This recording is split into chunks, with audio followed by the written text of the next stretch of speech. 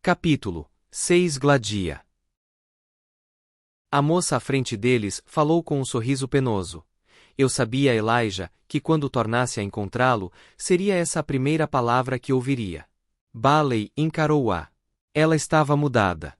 Tinha o cabelo mais curto e o rosto ainda mais perturbado que há 2 anos, além de parecer ter envelhecido mais de 2 anos. Contudo, não havia a menor dúvida de que era mesmo Gladia. O mesmo rosto triangular, com as maçãs salientes e o queixo pequeno. Continuava baixa, delgada e vagamente infantil. Ele havia sonhado frequentemente com ela, embora não de forma abertamente erótica, quando retornou à Terra. Seus sonhos eram sempre de não ser capaz de tocá-la. Ela estava sempre presente, um pouco afastada demais para falar facilmente. Ela nunca ouvia, quando ele a chamava. Nunca chegou perto demais, quando se aproximou dela. Não era fácil entender por que os sonhos eram assim. Ela era nativa de Solaria, e como tal, raramente se achou na presença física de outros seres humanos. Elijah tinha sido proibido de se aproximar dela pela razão de ser humano, e além disso, claro, por ser da Terra. Embora as exigências do caso de assassinato que estava investigando os forçassem a se encontrar, durante esses momentos juntos fisicamente, para evitar um contato efetivo, Gladia estava completamente coberta. Apesar disso, no último encontro, desafiando o bom senso, rapidamente tocará no rosto dele com a mão nua. Ela devia saber que poderia, com aquele gesto, ficar infeccionada. Bailey apreciou muito aquele gesto, pois todos os aspectos da educação da moça contribuíam para torná-lo impensável. Os sonhos desapareceram no tempo. Bailey disse, um tanto brutalmente: "É você a dona?" Parou e Gladia terminou a frase por ele. "Do robô. E há 2 anos o marido era meu. Tudo o que toco é destruído." Sem realmente saber o que estava fazendo, Bailey levou a mão ao rosto dela. Gladia não pareceu notar. "Naquela vez, você chegou para me salvar", disse ela. "Desculpe, mas tive de chamá-lo novamente. Entre, Elijah. Entre, Dr. Fastolf." Fastolf desviou-se para permitir que Bailey entrasse primeiro, imediatamente seguindo. Após Fastolf, entraram Daniel e Giscard. E eles, com o autoanulamento característico dos robôs, dirigiram-se a nichos desocupados em paredes opostas, permanecendo silenciosos, encostados nelas. Por um momento, pareceu que Gladia iria tratá-los com a mesma indiferença que era dispensada aos robôs pelos seres humanos. Contudo, após um olhar a Daniel, ela se virou e disse a Fastolf, numa voz meio sufocada: "Aquele ali. Por favor, peça-lhe para sair." Fastolf, com um leve gesto de surpresa, perguntou: "Daniel? Ele é muito, muito parecido com Jander." Fastolf virou-se para olhar Daniel, e um sinal de dor atravessou-lhe o rosto momentaneamente. "Claro, minha cara. Peço-lhe que me perdoe. Não pensei nisso. Daniel, vá para outra sala e fique lá enquanto estivermos aqui." Daniel saiu sem uma palavra. Gladia deu uma olhada em Giscard, como que para julgar se ele também se parecia com Jander, virando depois com um leve encolher de ombros. "Algum de vocês quer um refresco?" perguntou Gladia. "Tenho um excelente, de cocô, recentemente feito e gelado." "Não, Gladia", recusou Fastolf. "Vim apenas trazer o Sr. Bailey, como prometi, e não vou demorar. Agradeço-lhe um copo de água. Não a incomodarei por mais nada." Gladia ergueu a mão. Sem dúvida, estava sendo observada pois, num instante, entrou um robô silencioso, com um copo de água numa bandeja e um pratinho com o que pareciam bolachas com uma bolha rosa em cima. Bailey não pôde deixar de pegar uma, apesar de não ter certeza do que se tratava. Devia ser alguma coisa originada na Terra, pois não podia acreditar que em Aurora, ele, ou quem quer que fosse, comesse algum pedaço da escassa flora e fauna nativa, ou também alguma substância sintética. Não obstante, os descendentes das espécies alimentares terrestres podiam mudar com o tempo, tanto pelo cultivo deliberado como pela ação de um ambiente estranho. E Dr. Fastolf, no almoço, tinha dito que a maior parte do cardápio auroreano possuía um sabor adquirido. Ficou agradavelmente surpreendido. O gosto era forte e condimentado, mas achou-o delicioso, e quase imediatamente, pegou outra. Agradeceu ao robô, que não se importou de ficar parado indefinidamente, e pegou o prato junto com o copo. O robô saiu. Estava caindo a tarde e os raios de sol entravam, rubros, pelas janelas ocidentais. Bailey tinha a impressão de que a casa era menor que a de Fastolf, mas seria bem mais alegre não fosse o vulto triste de Gladia parada no meio, provocando um efeito deprimente. Podia, é claro, não passar de imaginação de Bailey. Em todo caso, o ânimo parecia-lhe impossível em qualquer prédio, pretendendo abrigar e proteger seres humanos que ainda assim permaneciam expostos ao exterior além de cada parede. Nenhuma parede, pensou, tinha o calor da vida humana no outro lado. Em nenhuma direção podia-se esperar companhia e comunidade.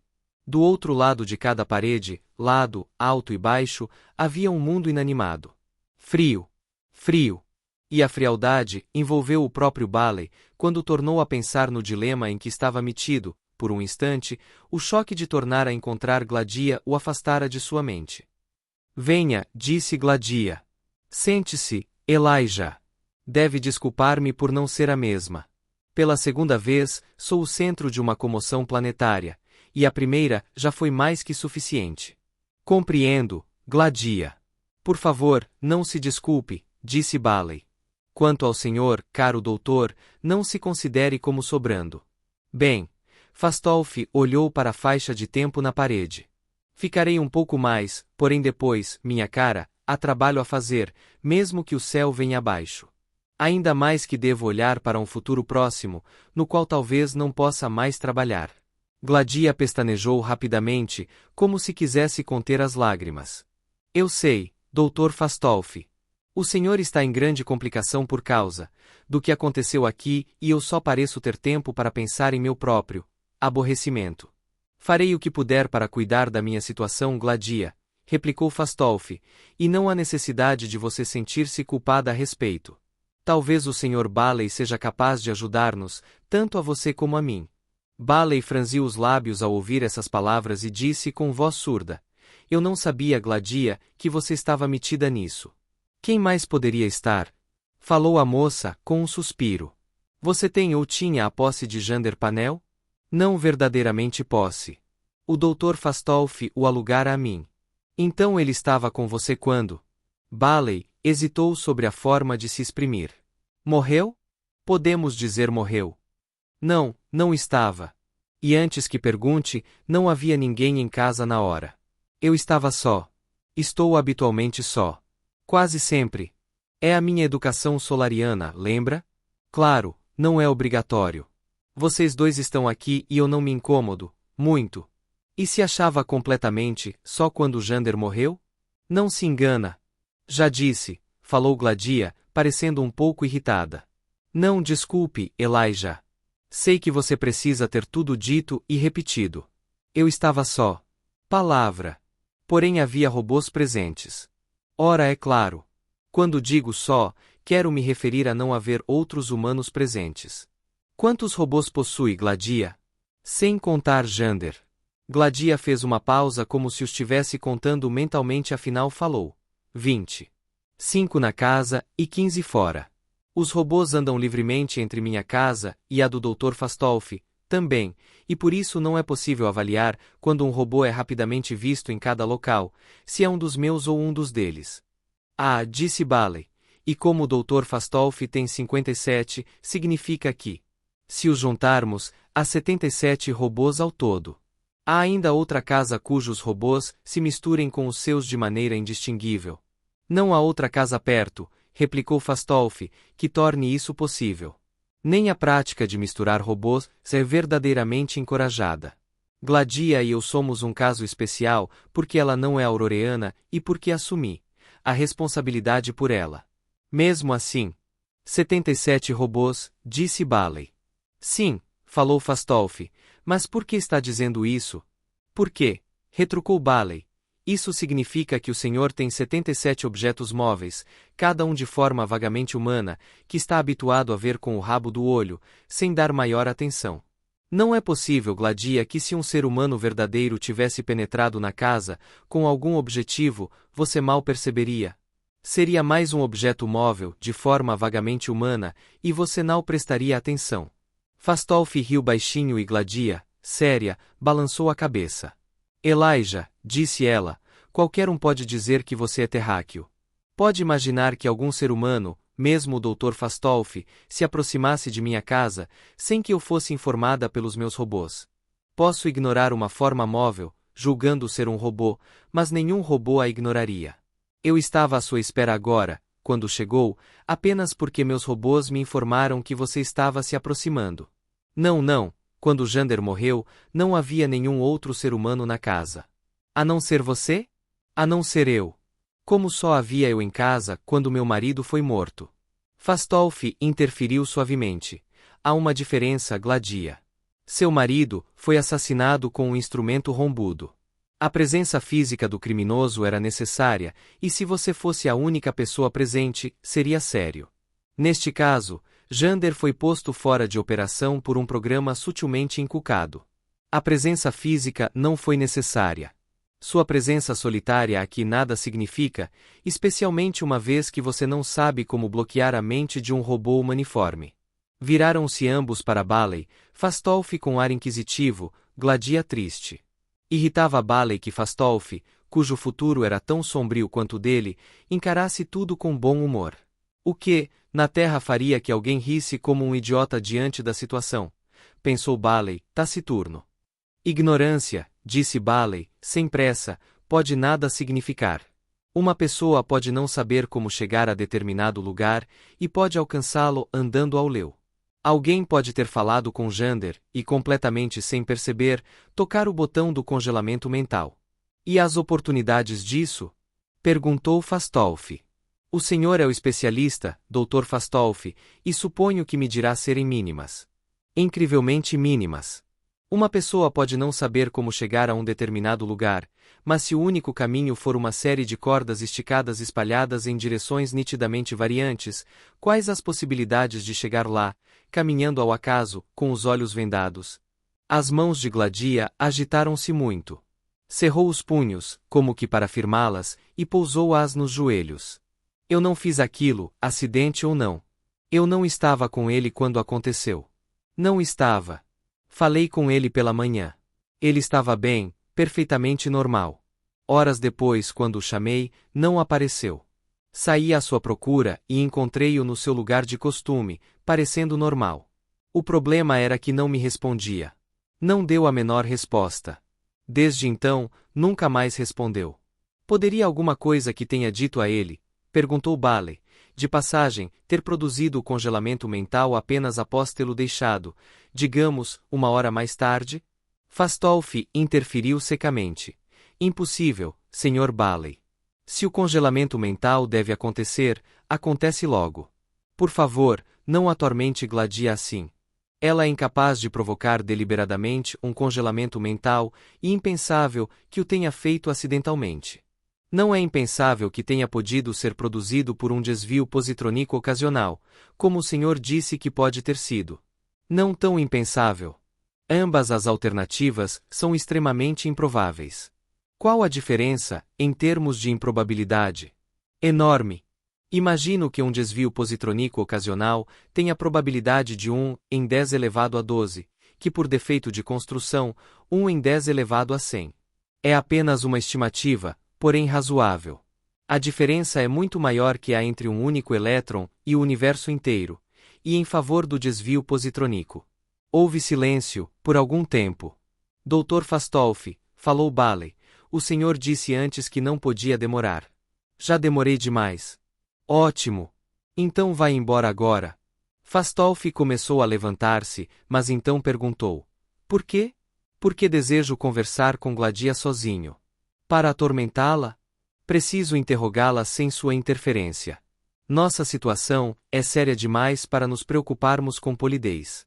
Não tenho medo do Sr. Baley, caro doutor, disse Gladia, acrescentando pensativa. Meus robôs me protegerão, se sua falta de polidez se tornar excessiva. Fastolf sorriu e falou. Muito bem, Gladia. Ergueu-se e estendeu a mão a Gladia. A moça apertou-a rapidamente. Desejo que Giscard permaneça aqui para a proteção geral, disse o Dr. Fastolf, e Daniel na sala ao lado, se não se importa. Pode me emprestar um dos seus robôs para me acompanhar de volta à minha casa? Certamente, retrucou Gladia, erguendo os braços. Acho que o senhor conhece Pandion. Claro. Um acompanhante forte e confiável. Saiu, com o robô seguindo de perto. Bailey esperou, observando Gladia, estudando-a. Ela ficou sentada com os olhos baixos, pousados nas mãos, que mantinha entrelaçadas no seu colo. Bailey estava convicto de que ela podia dizer mais coisas.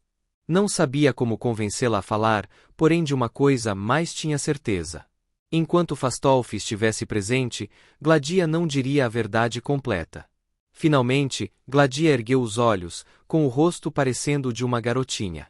Perguntou com um fio de voz: Como vai, Elijah? Como está se sentindo? Bastante bem, Gladia.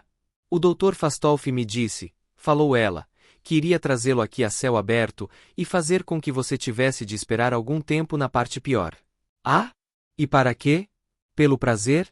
Não, Elijah. Eu contei a ele como você reagia no exterior. Lembra da vez em que desmaiou e caiu na lagoa? Elijah balançou rapidamente a cabeça. Não podia negar o fato nem sua lembrança, e muito menos aprovar a referência. Disse asperamente: já não sou mais aquele. Melhorei. Mas o Dr. Fastolf disse que queria experimentá-lo. Correu tudo bem? Bastante bem. Não desmaiei. Lembrou-se do episódio, a bordo da nave espacial, ao se aproximarem de Aurora, e apertou levemente os dentes. Aquilo tinha sido diferente, e não precisava discuti-lo. Perguntou, mudando deliberadamente de assunto: como devo chamá-la aqui? Como me dirigir a você? Você tem me chamado de Gladia. Talvez não seja apropriado. Posso dizer senhora. Delmarre, porém você pode ter. Ela ficou ofegante e interrompeu-o bruscamente. Não uso esse nome desde que cheguei aqui. Por favor, não me chame assim. Então como os auroreanos a chamam? Gladia Solaria, mas se trata apenas de uma indicação de minha origem alienígena e também não o quero. Sou apenas Gladia. Um só nome. Não é um nome auroreano e duvido que haja outro igual neste planeta, sendo portanto suficiente. Continuarei a chamá-lo de Elijah, se não se importa. Não me importo. Gostaria de servir chá, falou a moça. Era uma declaração e Bailey concordou com um aceno comentando: não sabia que os espaciais tomavam chá. Não é o chá da Terra. É extraído de uma planta agradável, mas considerada inofensiva. Nós a chamamos de chá. Levantou o braço e Bailey reparou que a manga estava firmemente fechada no pulso, juntando-se a luvas muito finas, da cor da pele. Ela também estava expondo o mínimo da superfície do corpo na sua presença. Gladia ainda continuava tornando mínima a possibilidade de infecção. Seu braço permaneceu levantado um momento, e após alguns instantes, apareceu um robô com uma bandeja. Ele era evidentemente mais primitivo que Giscard, mas distribuiu as xícaras, os pequenos sanduíches e pasteizinhos sem tropeços. Serviu o chá com bastante graça. Bailey perguntou curioso: como consegue isso, Gladia? Isso que, Elijah? Você ergue o braço sempre que deseja alguma coisa, e o robô sempre sabe o que é. Como este sabia que você queria que o chá fosse servido? Não é difícil. Cada vez que levanta o braço, ele distorce um pequeno campo eletromagnético que atravessa a sala permanentemente. Posições ligeiramente diferentes de minha mão e dedos produzem distorções diferentes, e meus robôs podem interpretá-las como ordens. Só as uso para ordens simples: venha cá, traga chá. E assim por diante. Não vi o Dr. Fastolf fazer o mesmo na casa dele. Não é realmente auroreano. É um sistema de solaria e acostumei-me a ele. Além disso, sempre tomo chá a esta hora. Borgraf estava à espera. Este é Borgraf? Bailey olhou o robô com algum interesse, certo de que apenas o olhara de relance antes. A familiaridade estava rapidamente dando lugar à indiferença. Mais um dia, e deixaria completamente de reparar nos robôs. Podiam adejar em volta, invisíveis, e os trabalhos domésticos apareceriam como feitos por si mesmos. No entanto, não queria deixar de reparar neles. Queria que não estivessem presentes. Gladia, disse, quero estar só com você. Sem robôs. Giscard, vá para perto de Daniel. Você fica de guarda desde lá. Sim, senhor, disse Giscard, subitamente consciente, reagindo ao som do seu nome. Gladia mostrou-se um tanto divertida. Vocês, terráqueos, são muito estranhos. Sei que tem robôs na Terra, mas não parecem saber lidar com eles. Você late suas ordens, como se eles fossem surdos. Gladia virou-se para Borgraf, e em voz baixa falou. Borgraf, nenhum de vocês deve entrar na sala sem ser chamado.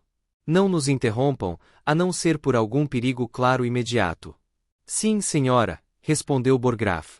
O robô recuou, examinou a mesa como que para julgar se não esquecer alguma coisa, virou-se e saiu. Foi a vez de Bailey divertir-se. A voz de Gladia tinha sido suave, mas seu tom se mostrou ríspido, como se ela fosse um sargento-mor dirigindo-se a um recruta. Mas afinal, por que surpreender-se? Sabia que era mais fácil ver a loucura alheia que a própria. Agora estamos a sós, Elijah, disse Gladia. Mesmo os robôs saíram. Não tem medo de ficar sozinha comigo? Perguntou Bailey. Devagar, ela balançou a cabeça. Por que deveria? Ergo um braço, faço um gesto, dou um berro, e vários robôs aparecerão imediatamente. Ninguém em nenhum mundo espacial tem motivo para temer qualquer outro ser humano. Isto aqui não é a Terra. Afinal, por que pergunta? Porque há outros medos além dos físicos. Não a violentaria de forma alguma nem a maltratarei fisicamente, em qualquer circunstância. Mas não teme o meu interrogatório, e o que poderei descobrir a seu respeito?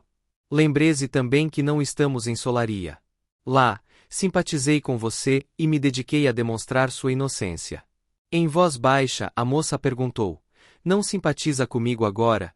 Desta vez, não há um marido morto. Você não é suspeita de assassinato. Apenas um robô foi destruído, e até onde sei, você não é suspeita de nada. Em vez disso, meu problema é o Dr. Fastolf. É da maior importância para mim, por motivos que não quero abordar, que eu seja capaz de demonstrar sua inocência. Se o processo der uma reviravolta e for atingi-la, não terei como evitar. Não pretendo me afastar do meu caminho para evitar seu sofrimento. Sinto-me na obrigação de dizer-lhe isto. A moça levantou a cabeça e fixou seus olhos nos dele, arrogante. Por que alguma coisa me atingiria? Talvez devamos agora começar a descobrir, replicou Bailey friamente, sem a presença do Dr. Fastolf interferindo. Espetou um dos pequenos sanduíches com um garfinho, não tinha sentido usar os dedos, se assim, tornar talvez o prato todo inutilizável para Gladia. Transferiu-o para seu próprio prato, metendo-o depois na boca e sorvendo o chá. Ela o acompanhou, sanduíche a sanduíche, gole a gole. Se ele estava ficando frio, também ela estava, aparentemente. Gladia, disse Bailey, é importante que eu saiba exatamente qual a relação entre você e o Dr. Fastolf. Você mora perto dele e os dois formam o que é, virtualmente, uma única criadagem robótica. Ele está claramente preocupado com você. Fastolf não fez qualquer esforço para defender sua inocência, exceto se declarar inocente, porém defendeu você vigorosamente desde que apertei meu interrogatório. Gladia esboçou um sorriso. De que suspeita, Elijah? Não se esquive. Não quero desconfiar. Quero saber. O Dr. Fastolf mencionou Fania? Sim, mencionou. Perguntou-lhe se Fania é sua mulher ou apenas sua companheira. Se tem filhos. Bailey mexeu-se, inquieto. Claro, poderia ter feito essas perguntas. Contudo, numa terra superpovoada, a privacidade era apreciada exatamente porque não tinha sussobrado. Era virtualmente impossível na Terra não conhecer todos os fatos sobre os arranjos familiares dos outros, e assim não se faziam perguntas nem se fingia ignorância. Era uma fraude universalmente sustentada. Ali em Aurora, claro, as maneiras da Terra não funcionavam, porém Bailey mecanicamente tentou mantê-las. Estúpido! Ainda não perguntei, replicou Bailey. Conte-me. Fania é mulher dele, disse Gladia. Ele já casou uma porção de vezes, consecutivamente, é claro, embora o casamento simultâneo para cada ou ambos os sexos não seja totalmente desconhecido em Aurora. O tom meio desgostoso com que se exprimiu trouxe, implícito, uma leve defesa. É desconhecido em Solaria. No entanto, O atual casamento do Dr. Fastolf será provavelmente desfeito logo. Ambos ficarão assim livres para novas ligações, embora frequentemente uma ou ambas as partes não espere a separação para isso. Não estou dizendo que compreendo essa forma de tratar o assunto, Elijah, porém como os auroreanos estabelecem suas relações. O Dr. Fastolf, que eu saiba, é um tanto puritano. Ele sempre que pode mantém um casamento ou outra forma e nada procura fora deles. Em Aurora, isso é considerado antiquado e um tanto bobo. Bailey balançou a cabeça. Percebi mais ou menos isso em minhas leituras. O casamento ocorre quando há a intenção de ter filhos, acho eu. Teoricamente é verdade, porém sei que hoje dificilmente alguém leva isso a sério. O Dr. Fastolf já tem 2 filhos e não pode ter mais, porém ainda se casa e se esforça para ter um terceiro. Ele não consegue, é claro, e sabe disso. Algumas pessoas nem mesmo se esforçam. Então, por que se dar ao trabalho de casar? Há vantagens sociais. É um tanto complicado, e não sendo auroreana, não estou certa de ter compreendido. Bem, não importa. Fale-me sobre os filhos do Dr. Fastolf. Ele tem 2 filhas de mães diferentes. Nenhuma das mães é Fania, claro. Não tem filhos. Cada uma foi incubada no útero da mãe, como é costume em Aurora. Ambas estão agora adultas, têm suas próprias casas. Ele é íntimo das filhas? Não sei. Nunca fala a respeito delas. Uma é roboticista e suponho que ele deve ter contato com o trabalho dela. Acho que a outra está procurando emprego na administração de uma da cidade, ou que já está realmente empregada. Na verdade não sei. Sabe-se atenções familiares? Nada que eu tenha percebido, o que não quer dizer grande coisa, Elijah. Até onde sei, ele mantém bom relacionamento com todas as ex-mulheres. Nenhuma das separações foi litigiosa, pois o Dr. Fastolf não é desse tipo de gente. Não posso imaginá-lo, recebendo alguma contrariedade na vida, com uma reação mais extremada que um bem-humorado suspiro de resignação. Ele fará uma piada em seu leito de morte. Aquilo, pelo menos, parecia verdade, pensou Bailey. E o relacionamento do Dr. Fastolf com você? Perguntou. A verdade, por favor. Não estamos em posição de fugir à verdade para evitar aborrecimentos. Ela levantou os olhos e encarou-o. Não há aborrecimento a evitar, replicou. O Dr. Fastolf é meu amigo, um amigo muito bom. Até onde, Gladia? Como eu disse, muito bom. Está esperando a dissolução do casamento dele, para ser talvez sua próxima mulher? Não, respondeu ela, muito calma. Então são amantes? Não. Foram? Não. Está surpreso? Apenas preciso de informações, retrucou Bailey. Então permita que responda às suas perguntas coerentemente, Elijah, e não as berre para mim como se quisesse surpreender-me e levando-me a contar-lhe coisas que de outra maneira eu manteria em segredo. Essas palavras foram ditas sem zanga aparente. Era quase como se estivesse se divertindo. Bailey, corando um pouco, teve vontade de dizer que aquela não tinha sido sua intenção, mas na verdade fora e nada ganharia negando-a. Falou, num resmungo baixo. Bem, então vamos continuar. Os restos do chá enchiam a mesa entre ambos. Bailey ficou imaginando se sob condições normais ela teria levantado o braço e dobrado um pouco, e se o robô Borgraf teria entrado silenciosamente e retirado a mesa. O fato da mesa permanecer cheia perturbaria Gladia, e a tornaria menos controlada em suas reações? Se fosse assim seria melhor que continuasse. Mas Bailey realmente não esperava muito, pois não viu em Gladia sinais de perturbação por causa da desarrumação ou mesmo de tê-la percebido. Os olhos de Gladia tornaram a fixar-se no colo, e seu rosto pareceu ficar mais abatido e um tanto áspero, como se estivesse revolvendo um passado que não queria recordar. Você teve um precário conhecimento da minha vida em Solaria, diz a moça. Não foi uma vida feliz, porém não tive outra. Foi só quando tive um pouco de felicidade que repentinamente percebi exatamente em que extensão e intensidade minha vida anterior tinha sido infeliz. A primeira suspeita veio através de você, Elijah. De mim? Perguntou Bailey, tomado de surpresa. Sim, Elijah. Nosso último encontro em Solaria, e espero que ainda se lembre, Elijah, ensinou-me uma coisa. Eu toquei você. Retirei a luva, uma igual à que estou usando agora, e toquei seu rosto. O contato não foi demorado. Não sei o que significou para você. Não me diga, não é importante, mas significou muito para mim. Gladia ergueu os olhos, encarando-o desafiadoramente. Significou muito para mim. Transformou minha vida. Lembre, Elijah, que até então, desde minha infância, eu nunca tinha tocado num homem, ou na verdade em algum ser humano, exceto meu marido. E eu tocava nele muito raramente. Eu tinha examinado homens no Trimensic, é claro, e através dele fiquei inteiramente familiarizada com cada aspecto físico dos homens, cada parte deles. A esse respeito, nada tenho a aprender. Porém eu não tinha motivo para achar que cada homem reagia de modo muito diferente de outro. Sabia como era a pele do meu marido ao tato, como suas mãos sentiam quando conseguia me tocar, como, tudo. Não tinha motivo para pensar que tudo podia ser diferente em cada homem.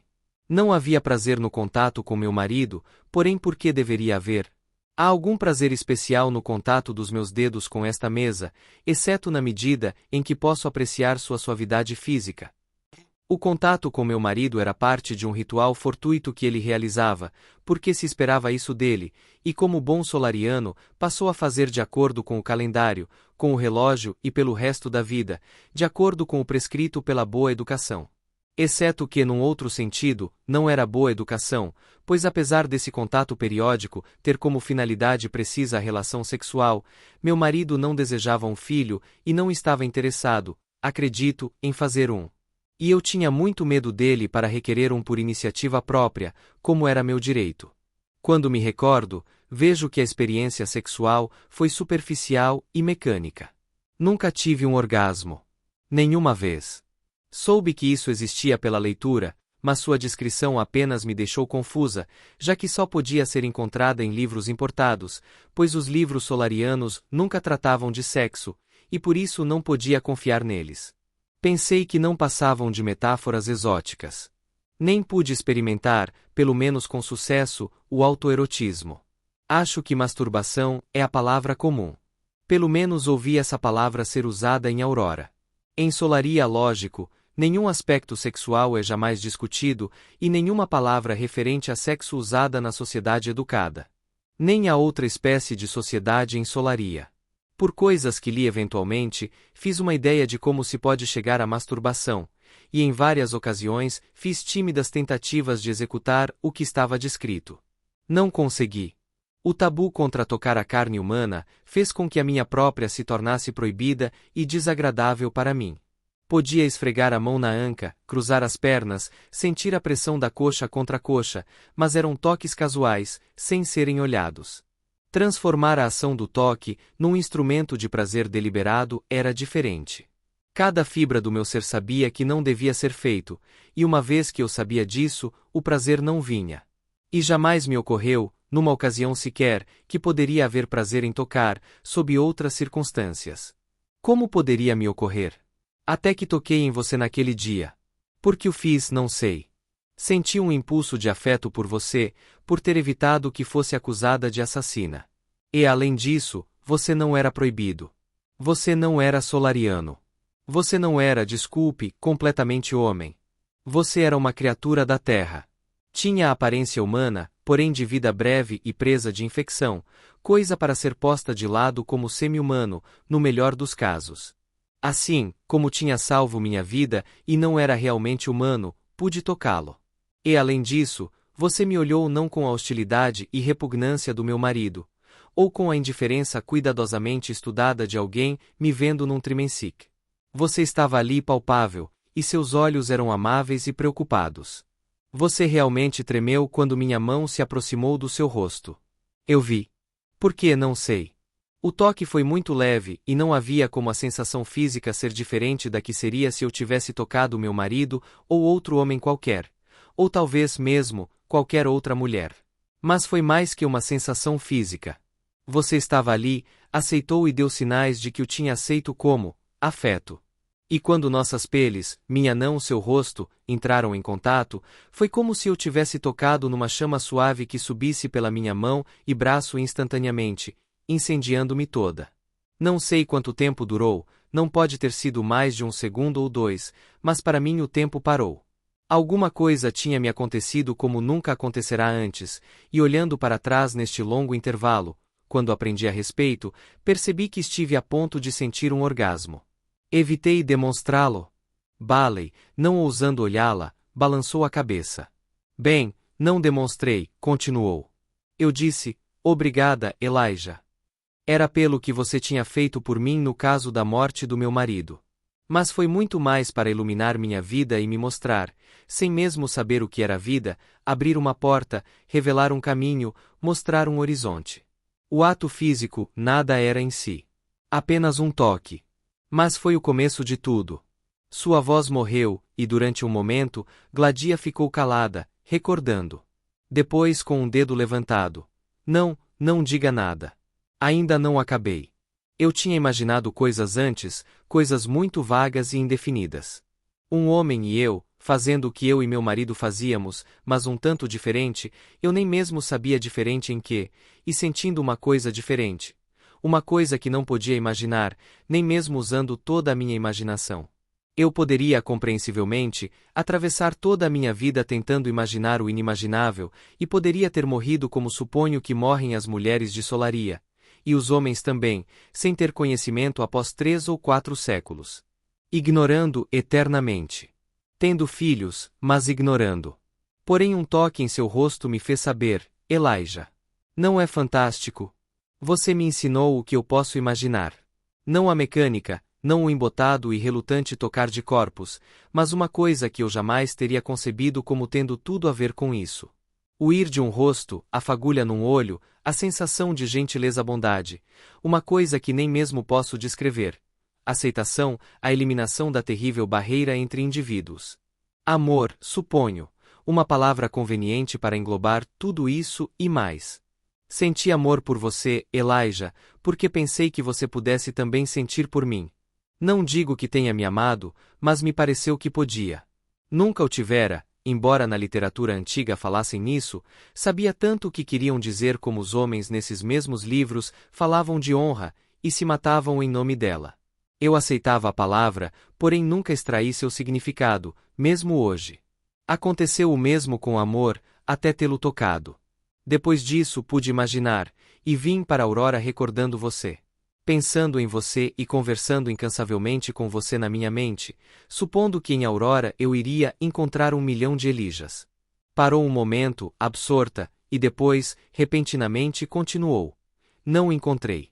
Descobri que aurora era, à sua maneira, tão ruim quanto Solaria. Em Solaria, o sexo era errado. Odiavam-no, e todos nós afastávamos dele. Não podíamos amar por causa do ódio que o sexo despertava. Em aurora, o sexo era aborrecido. Era aceito calmamente, facilmente, tão facilmente quanto respirar. Se alguém sentia o impulso, virava-se para o primeiro que parecesse disponível, e se essa pessoa disponível não estivesse no momento fazendo alguma coisa que não pudesse ser posta de lado, o ato sexual era realizado da maneira mais conveniente. Como respirar? Mas respirar provocava êxtase? Se alguém ficasse sufocado, talvez então a primeira respiração ofegante consequente ao sufoco pudesse ser um prazer insuperável e um alívio. Mas se não ficasse sufocado? E se alguém nunca ficasse sem sexo involuntariamente? Se fosse ensinado aos mais moços na mesma base da leitura e da programação? Se as crianças fossem levadas a experimentá-lo como matéria de estudo e se os mais velhos ajudassem? O sexo, permitido e livre como o ar, nada tinha a ver com o amor em aurora, da mesma maneira como o sexo, proibido e motivo de vergonha, nada tem a ver com o amor em Solaria. Em cada um, as crianças são pouca, se devem chegar a isso, após requerimento formal. E depois, se a permissão for dada, deverá haver um intervalo de sexo indicado apenas para a gravidez, triste e desagradável. Se após um período razoável o engravidamento não se segue, os ânimos se rebelam e lança-se mão da inseminação artificial. Com o tempo, como em Solaria, a ectogênese será o processo pelo qual a fertilização e o desenvolvimento fetal serão implantados, tornando o sexo uma forma de interação social e divertimento que tem tanto a ver com o amor como o polo espacial. Não posso agiotar a atitude auroreana, Elijah. Não fui preparada para isso. Com pavor, procurei o sexo e ninguém recusou, nem se importou. Os olhos de cada homem ficaram vagos quando me ofereci e permaneceram da mesma forma, quando aceitaram. Outra pensaram para quê? Estavam querendo, porém não mais que isso. E tocá-los nada significava. Eu podia ter tocado meu marido. Aprendi a ir com ele, acompanhá-lo, aceitar sua direção, e tudo isso nada significava. Nem mesmo consegui ganhar o impulso de fazer por mim e para mim. A sensação que você me deu nunca mais voltou, e com o tempo desisti. Durante tudo isso, o Dr. Fastolf foi meu amigo. Só ele, em todo Aurora, sabia o que tinha acontecido em Solaria. Pelo menos é o que eu penso. Você sabe que todos os fatos não foram publicados e certamente não apareceram naquele horrível programa da Hiperonda do qual ouvi falar, e que recusei ver. O Dr. Fastolf me protegeu na falta de compreensão por parte dos auroreanos e contra o desprezo geral dos solarianos. Protegeu-me também do desespero que tomou conta de mim, logo depois. Não fomos amantes. Eu teria me oferecido, mas quando me ocorreu que poderia fazê-lo, não achei mais que o sentimento que me inspirou, Elijah, pudesse tornar a acontecer. Pensei que podia ter sido uma cilada da memória e desisti. Não me ofereci. Nem ele a mim. Não sei por que não o fez. Talvez ele tenha visto que meu desespero decorreu do meu fracasso de encontrar alguma coisa útil no sexo, e não quisesse acentuar o desespero, repetindo o fracasso. Foi muito bondoso da parte dele como agiu comigo a esse respeito, por isso não fomos amantes. Foi simplesmente meu amigo no momento em que eu precisava muito. É isso, Elijah. Está aí a resposta completa da pergunta que fez. Você queria conhecer minha relação com o Dr. Fastolf e disse que precisava de informações. Recebeu-as. Está contente? Bailey tratou de não revelar sua tristeza. Lamento, Gladia, que a vida tenha sido tão cruel com você. Você me deu a informação que eu precisava. Foi muito mais importante do que talvez pense. Gladia franziu a testa. De que maneira? Bailey não respondeu diretamente. Gladia, estou contente porque sua recordação de mim lhe signifique tanto. Durante minha estada em Solaria, não me ocorreu que a tivesse impressionado tanto, e mesmo que tivesse percebido, não teria tentado. Você sabe. Sei, Elijah, disse ela suavizando-se. Nem teria sido possível se tivesse tentado. Eu não poderia. E eu sei disso. Nem devo tomar agora como um convite o que me disse. Um toque, um momento de percepção sexual, não precisa mais que isso. Provavelmente nunca poderá repetir-se, e esta única existência não deverá ser estragada por fúteis tentativas de ressurreição. Esse é o motivo pelo qual agora não me ofereço. Meu fracasso nisso não deve ser interpretado como mais um fim inexpressivo para você. Além disso, sim, como já lhe falei, você talvez me tenha contado mais coisas do que supõe. Contou-me que aquilo não terminou com seu desespero. Por que diz isso? Ao contar-me a sensação que sentiu quando tocou minha face, você expressou-se assim. E olhando para trás nesse longo intervalo, quando aprendi a respeito, percebi que estive a ponto de sentir um orgasmo. Mas então você chegou a explicar que o sexo com auroreanos nunca foi bem sucedido, e suponho, você também então não sentiu orgasmo. Mas você deve ter sentido, Gladia, se reconheceu a sensação que teve naquela vez em Solaria. Não é possível olhar para trás e reconhecê-lo como tal, a menos que tenha aprendido a amar com sucesso. Em outras palavras, você deve ter tido um amante e deve ter experimentado o amor. Se devo acreditar que o Dr. Fastolf não é nem foi seu amante, então alguém mais é, ou foi. E daí? Por que isso é da sua conta, Elijah? Não sei se é ou não é, Gladia. Diga-me quem é e prove que não é da minha conta e acabaremos com isto. Gladia manteve-se em silêncio. Bailey prosseguiu. Se não me contar, Gladia, terei de contar-lhe. Já lhe disse que não estou em posição de poupar seus sentimentos. Gladia permaneceu calada, as comissuras dos lábios brancas de tanta pressão. Tem de ser alguém, Gladia, e sua tristeza pela perda de Jander é imensa. Pediu para Daniel sair, porque não podia suportar olhá-lo em virtude da recordação de Jander que seu rosto provocava. Se estou errado, achando que foi Jander Panel. Parou um instante e depois continuou rispidamente. Se o robô, Jander Panel, não foi seu amante, diga. E Gladia murmurou. Jander Panel, o robô, não foi meu amante. Depois, com voz alta e firme, acrescentou. Ele foi meu marido. Os lábios de Bailey moveram-se sem emitir um som, mas não havia dúvida na exclamação tetrasilábica. Sim, disse Gladia. Jeoshafate. Você está espantado. Por quê? Você desaprova? Bailey retrucou com voz neutra. Não é da minha competência aprovar ou desaprovar. O que quer dizer que você desaprova? O que quer dizer que estou só à procura de informações? Como se pode distinguir entre um amante e um marido em Aurora? Quando dois seres moram juntos no mesmo local durante certo tempo, podem referir-se a um ou outro como mulher e marido, em vez de amante. Por quanto tempo? Varia de região para região, acho eu, de acordo com a opção local. Na cidade de Els, o período é 3 meses. Também é exigido nesse período sejam evitadas relações sexuais com outros? Gladia ergueu as sobrancelhas, surpresa. Por quê? Estou apenas perguntando. A exclusividade é impensável em Aurora. Marido ou amante, não faz diferença. As relações sexuais são por prazer. E gostou enquanto esteve com Jander? Acontece que não, mas a escolha foi minha. Outros se ofereceram? Ocasionalmente. E você recusou? Posso sempre recusar à vontade. É parte da não exclusividade. Mas recusou? Sim. E os que recusou souberam por quê? Que quer dizer? Sabiam que você tinha um marido robô? Eu tinha um marido. Não o chame de marido robô. Não há essa designação. Eles sabiam? Gladia fez um silêncio. Não sei. Você lhes disse? Por que motivo deveria dizer-lhes? Não responda minhas perguntas com outras. Disse-lhes? Não. Como conseguiu evitar? Não acha que uma explicação pela recusa teria sido natural? Nunca foram pedidas explicações. Uma recusa é apenas uma recusa, sempre aceita. Não estou compreendendo. Bailey parou para organizar seus pensamentos. Gladia e ele não estavam em contradição, mas em caminhos paralelos. Seria natural, em Solaria, ter um robô como marido? Recomeçou Bailey.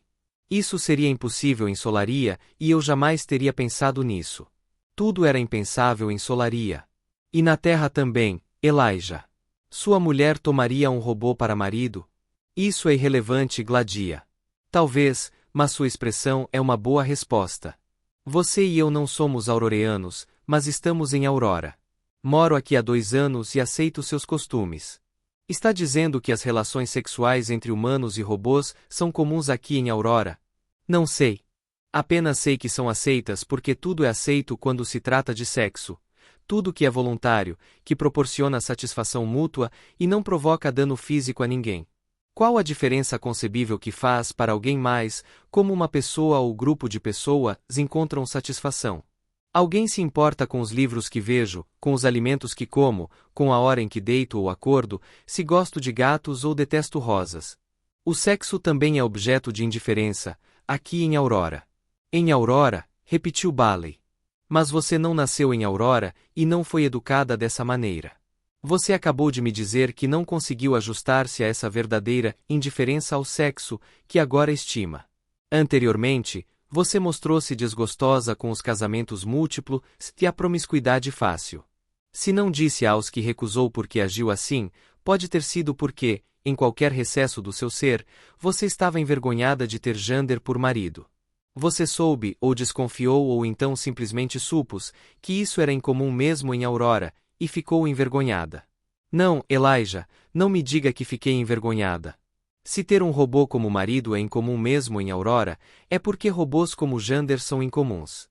Os que temos em Solaria, na Terra ou em Aurora, exceto Jander e Daniel, foram projetados para ter a mais primitiva satisfação sexual. Podem ser usados como objetos de masturbação, talvez, como pode ser um vibrador mecânico, porém nada mais. Quando os robôs humaniformes tiverem se espalhado, o mesmo acontecerá com a relação sexual humano-robô. Como foi a primeira a possuir Jander? Perguntou Bailey. Só existiam 2, ambos em poder do Dr. Fastolf. Teria ele, simplesmente lhe dado um deles, a metade do total? Sim. Por quê? Por bondade, suponho. Eu estava só, desiludida, infeliz, estranha numa terra estranha. Ele me deu Jander como companhia, nunca lhe agradeci bastante. Ele ficou apenas meio ano, mas esse período valeu toda a minha vida. O Dr. Fastolf sabia que Jander era seu marido? Ele nunca comentou, por isso não sei. Você informou-o? Não. Por quê? Não vi necessidade. E não foi porque tivesse vergonha. Como aconteceu? Que eu não tenha sentido necessidade. Não. Que Jander tenha se tornado seu marido. Gladia impertigou-se e respondeu, com voz hostil. Por que preciso explicar? Gladia está ficando tarde, falou Bailey. Não resista a cada instante. Está angustiada porque Jander morreu? E ainda pergunta? Quer descobrir o que aconteceu? Novamente, ainda pergunta? Então me ajude. Preciso de todas as informações para poder começar, só começar, a fazer progressos na solução de um problema aparentemente insolúvel. Como Jander tornou-se seu marido? Gladia recostou-se na cadeira e seus olhos subitamente encheram-se de lágrimas. Empurrou o prato com os farelos que restaram dos pastéis e disse, com voz sufocada: Robôs comuns não usam roupas, porém são desenhados para darem a impressão de que usam. Tendo morado em Solaria, conheço bem os robôs e tenho algum talento artístico. Lembro dos seus desenhos elegantes, disse Bailey, suavemente. Gladia curvou a cabeça, agradecendo. Executei alguns desenhos para novos modelos que possuíssem, na minha opinião, mais classe e mais interesse que alguns dos usados em Aurora. Alguns quadros meus, baseados nesses desenhos, estão pendurados aqui nesta sala. Outros estão em outros lugares da casa. Os olhos de Bailey examinaram os quadros. Já os tinha visto. Eram indubitavelmente de robôs. Não eram naturalistas, mas alongados e anormalmente curvos. Notou que as distorções foram feitas para ressaltar, inteligentemente, as partes que agora que olhava de uma nova perspectiva, sugeriam roupas. De certa maneira, davam a impressão de roupas de criados que ele vira reproduzidas num livro dedicado à Inglaterra vitoriana, dos tempos medievais. Gladia saberia disso, ou tinha apenas uma semelhança ocidental, se não circunstancial? Provavelmente, não tinha sido calculado, mas não era coisa, talvez, para ser esquecida. Quando notou pela primeira vez, pensou que era a forma de Gladia se rodear de robôs, imitando a vida em Solaria. Ela odiava aquela vida, dissera, mas era apenas o produto de sua mente pensante. Solaria tinha sido o único lar que realmente conhecera, e isso não se descarta com facilidade. Talvez nunca.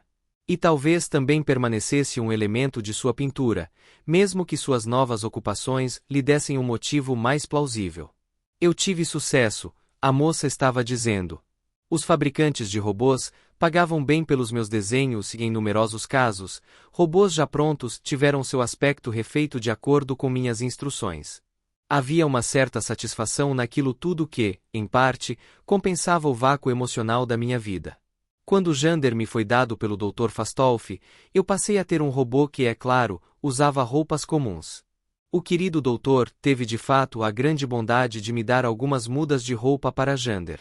Nenhuma tinha a menor imaginação, e me diverti, comprando o que considerei indumentária mais apropriada. Comecei por tirar-lhe as medidas exatas, pois eu pretendia mandar confeccionar meus desenhos, o que significava ter ele de tirar sua roupa aos poucos. Ele tirou. E foi apenas quando estava completamente no que pude perceber, quanto estava perto do aspecto humano. Não faltava nada, e a parte que se poderia esperar ser ereta o era realmente.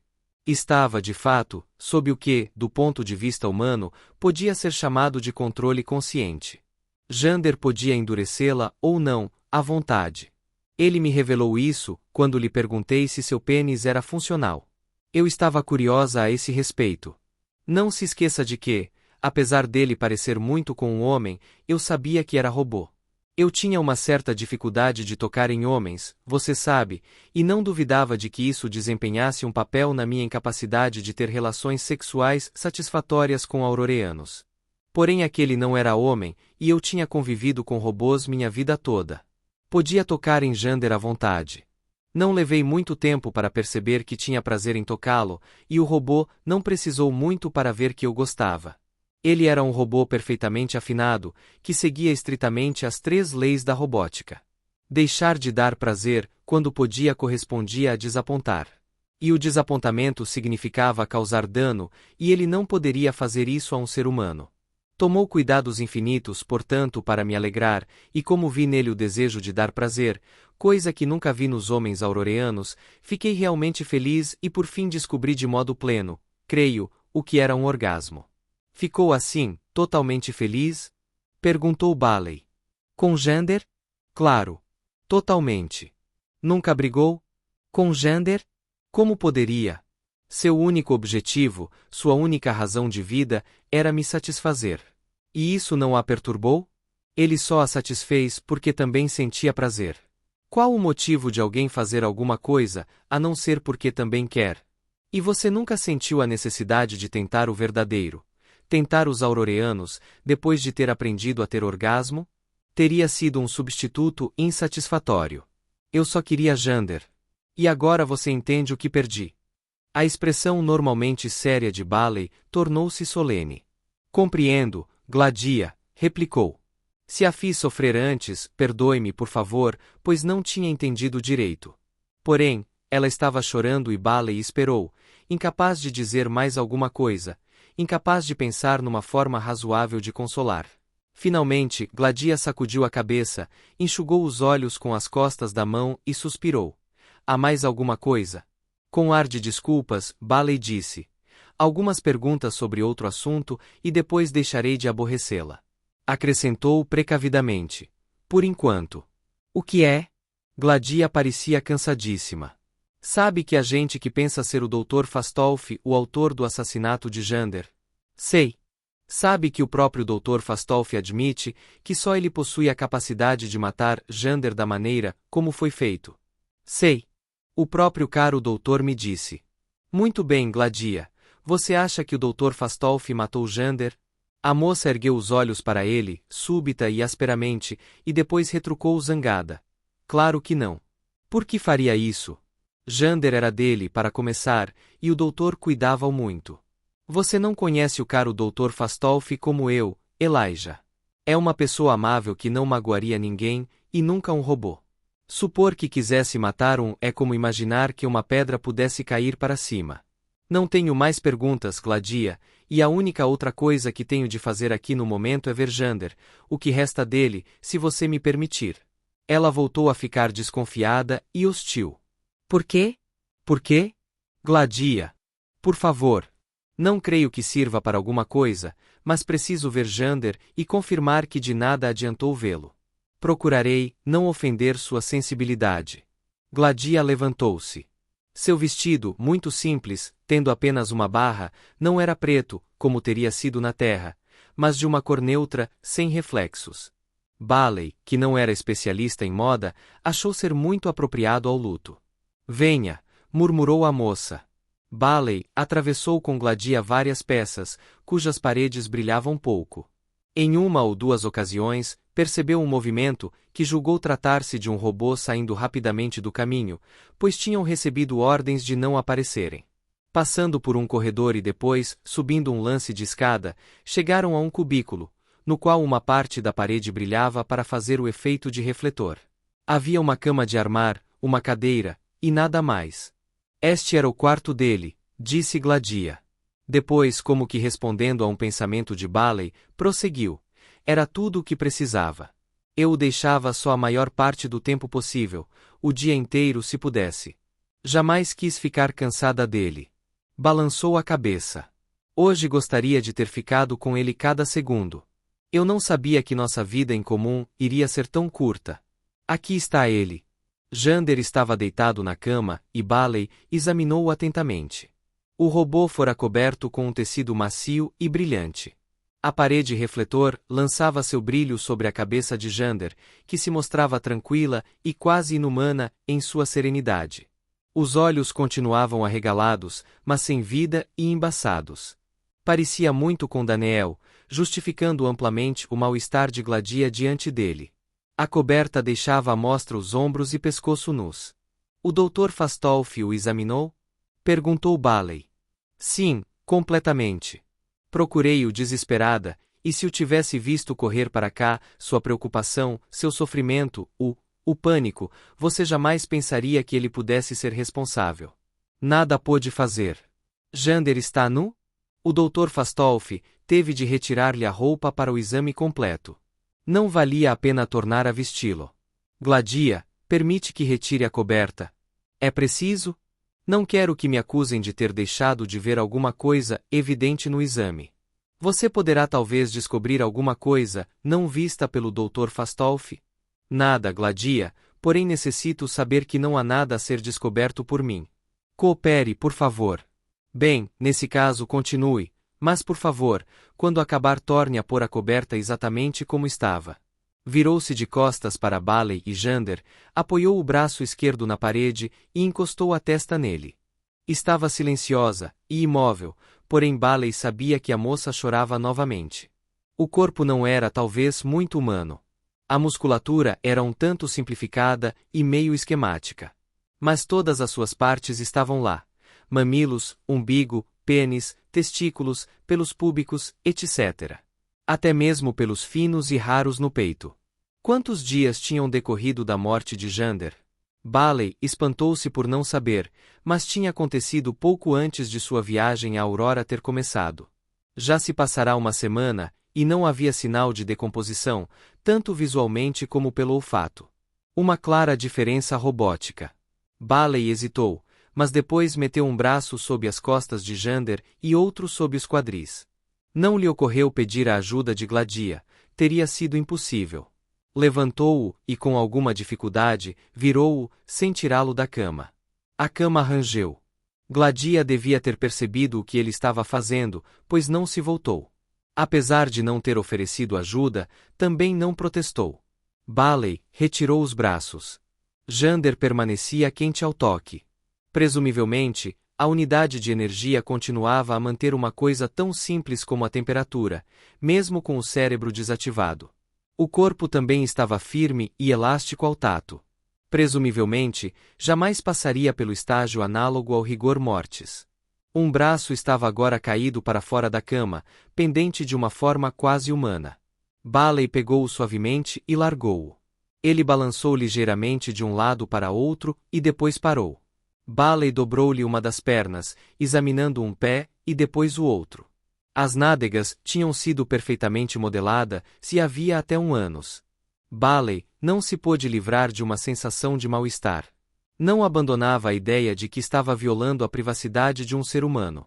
Se fosse um cadáver humano, a frieza e endurecimento lhe teriam tirado a humanidade. Pensou constrangido: um cadáver robótico é muito mais humano que o de um ser humano. Tornou a meter os braços sob Jander e virou-o para cima. Esticou o lençol o melhor que pôde e depois recolocou a coberta como antes, alisando-a. Deu um passo atrás e achou que ficou como antes, ou quase. Terminei, Gladia, disse. Ela virou-se para Jander, com os olhos úmidos, e perguntou: agora podemos ir? Claro que podemos, mas, Gladia. Então? Vai conservá-lo assim? Imagino que não entrará em decomposição. E importa se eu conservá-lo assim? De certa forma, sim. Você lhe deve dar uma oportunidade de se recuperar. Você não pode passar 3 séculos chorando. O que passou, passou. Essa afirmação soou ocamente pomposa aos seus próprios ouvidos. Como teria soado aos dela? Sei que está sendo bondoso, Elijah, replicou a moça. Pediram-me que conservasse Jander até a investigação terminar. Depois, ele será archoteado, a meu pedido. Archoteado? Submetido a um archote de plasma e reduzido a nada, como são os cadáveres humanos. Terei hologramas dele, e recordações isso satisfaz? Sem dúvida. Agora preciso voltar à casa do Dr. Fastolf. Sim. Concluiu alguma coisa do exame do corpo de Jander? Eu não esperava isso, Gladia. Ela o encarou. E Elijah, quero que você descubra quem fez isso e por quê. Preciso saber. Mas, Gladia.